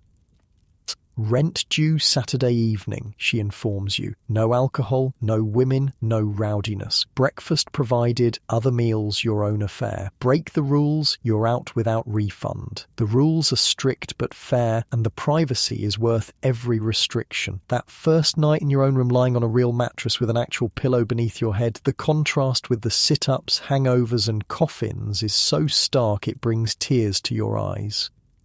No monitors with sticks, no rope cutting at dawn, no wooden box pressing against your shoulders, no coughing strangers inches away, just blessed solitude and the luxury of sleeping without permission or payment beyond your weekly rent. The coming weeks establish a new routine. Factory work 6 days a week. Evenings spent either in your room or visiting Ellen and Maggie at the shelter. Sundays free for rest or exploration of London beyond the East End. Your health improves with regular meals and proper sleep. The constant cough that plagued you throughout the winter fades as spring truly arrives, warming London's streets and clearing its notorious fogs. The factory remains harsh, dusty, loud, exhausting, but the steady income transforms your existence from desperate survival to modest stability. You're no longer one missed penny away from the streets. You have options, limited but real. Captain Wilson's prediction proves partly correct. His experimental shelter does indeed draw criticism from Salvation Army leadership, uncomfortable with its departure from the organization's emphasis on moral reform alongside material support. But rather than shut it down completely, they compromise. The shelter remains open, though with more traditional religious services added to the daily routine.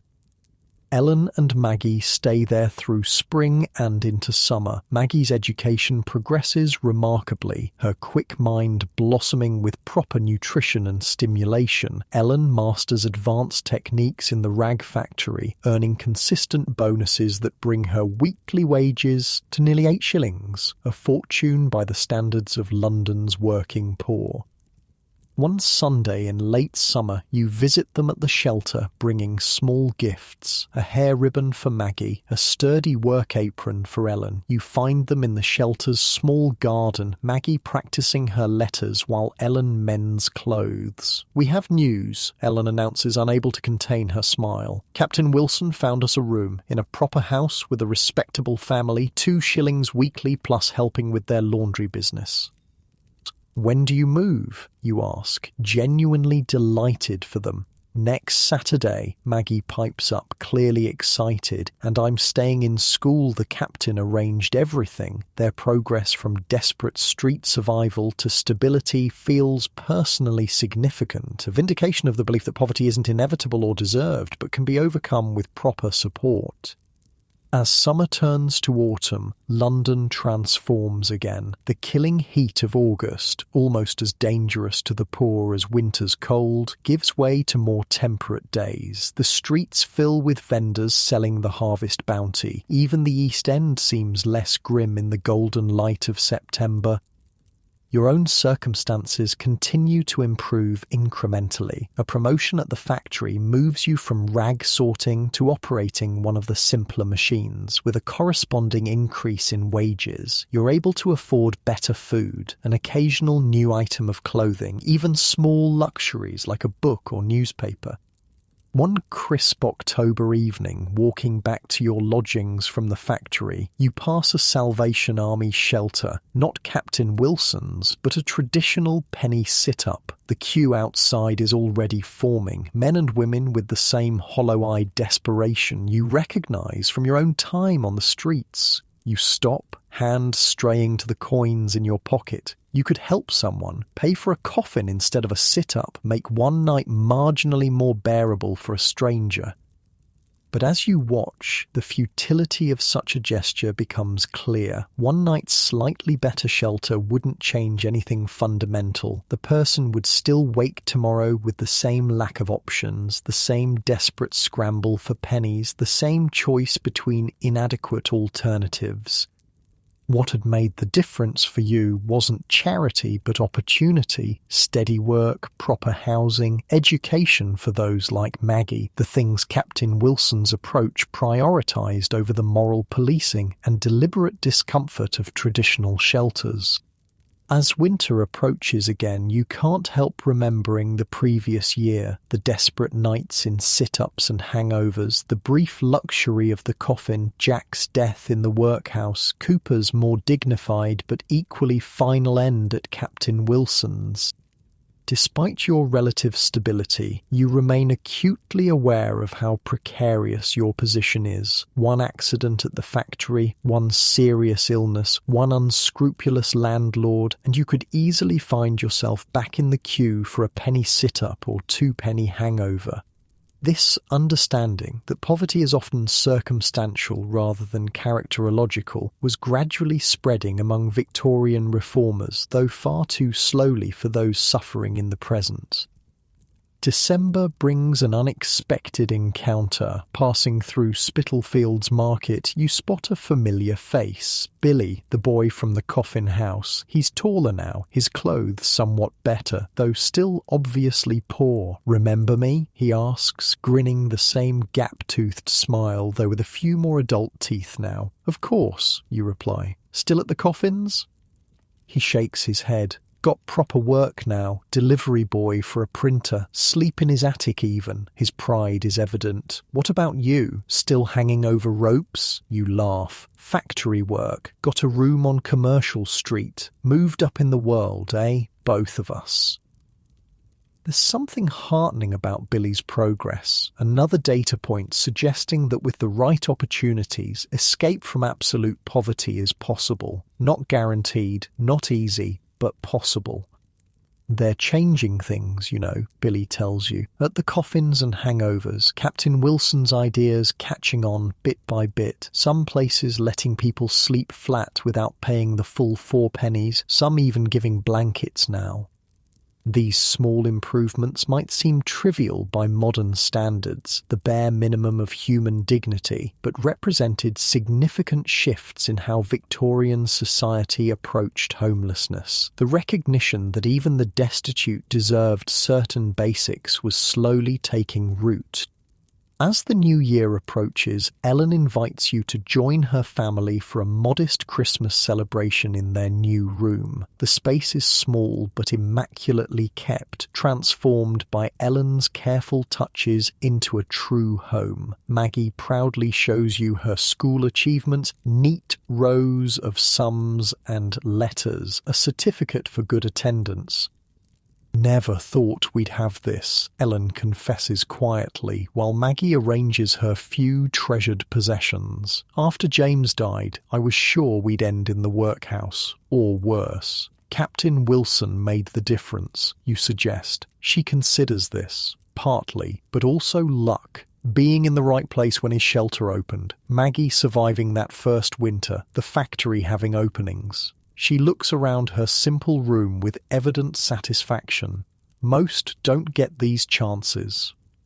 Ellen's assessment is brutally accurate. For every success story like hers or yours or Billy's, thousands remained trapped in Victorian London's cycle of poverty, moving between inadequate shelter options, workhouses, and the streets until disease or exposure or simple exhaustion claimed them. The fundamental problem wasn't the quality of individual shelters, but their existence as the primary response to poverty. Penny sit-ups, 2-penny hangovers, and 4-penny coffins treated the symptom, homelessness, rather than the cause, economic inequality, lack of social support, exploitative labour practices. Even the best of them, Captain Wilson's experimental approach, could only help a limited number of people. Systemic problems required systemic solutions, which wouldn't emerge until well into the next century. As the Victorian era drew to a close with Queen Victoria's death in 1901, the conversation around poverty was noticeably shifting. Charles Booth's meticulous research had thoroughly debunked the notion that poverty was primarily due to moral failings. Settlement houses had brought middle and upper-class reformers into direct contact with the realities of slum life. Medical professionals like Dr. Manning had documented the physical costs of destitution.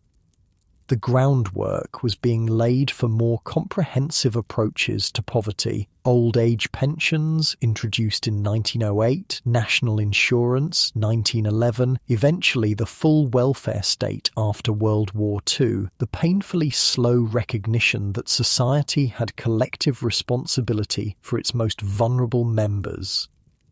Yet change came too gradually for those suffering in the present. Even as reforms began, penny sit-ups, 2-penny hangovers and 4-penny coffins continued to operate, necessary evils in a society still unwilling to guarantee basic dignities to all. One bitter January evening walking home from the factory, you pass the old coffin house on Burn Street. The queue outside is longer than ever, people huddled against the cold, clutching their precious pennies for a night in a wooden box. You pause, memories flooding back, the hardness of the bench in the sit-up, the rope cutting into your chest in the hangover, the narrow confines of the coffin, Jack's hollow cough, Cooper's weathered face, the constant grinding fear that tomorrow might not yield enough pennies for shelter.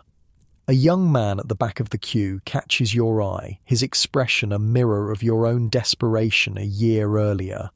First time? You ask, knowing the answer from his bewildered look. He nods. Try Captain Wilson's shelter on Flower and Dean Street, you tell him. Pay what you can, they'll help with work too. His expression shifts from confusion to cautious hope. They'll take nothing, I've only got tuppence. That's enough. Tell them you hesitate. Tell them you deserve dignity, not just survival. It's a small intervention, one person directed to a marginally better option, but perhaps the most meaningful help you can offer. Not charity that maintains the status quo, but information that might change someone's trajectory entirely. As the Victorian era gave way to the Edwardian and beyond, the penny sit-ups, 2-penny hangovers and 4-penny coffins gradually disappeared, not because poverty was solved, far from it, but because society's approach to it evolved. The deliberate discomfort and moral policing gave way to more humane, though still inadequate, support systems. The legacy of these strange, cruel shelters lies partly in what they reveal about Victorian attitudes toward poverty, the belief that the poor must prove their worthiness through suffering, that charity should never be too comfortable, that hardship was character-building rather than soul-destroying. But their legacy also lies in the reactions they provoked. The reformers like Captain Wilson, who insisted on dignity rather than mere survival. The researchers like Charles Booth, who documented the structural rather than moral causes of poverty. The doctors like Elizabeth Manning, who treated the poor as patients rather than problems. Your own journey from desperate homelessness to modest stability mirrors the larger social evolution, halting, imperfect, with many left behind, but moving gradually toward a more compassionate understanding of human need. As years pass, you sometimes visit the sites where the sit-ups, hangovers and coffins once operated. Most have been repurposed or demolished, London constantly rebuilding itself over the bones of its past. The physical structures may be gone, but their shadow remains in how we think about poverty and worthiness, in the ongoing debate about who deserves help and on what terms.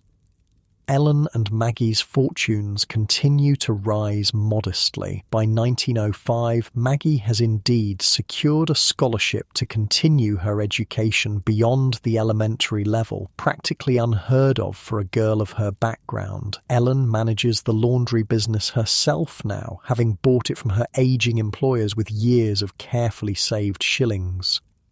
Your own path remains steady, if unspectacular. Factory work leading eventually to a position as floor manager, a larger room upgrading to a small apartment, a life that would have seemed impossibly secure during those desperate days of hanging over ropes or sleeping in wooden boxes.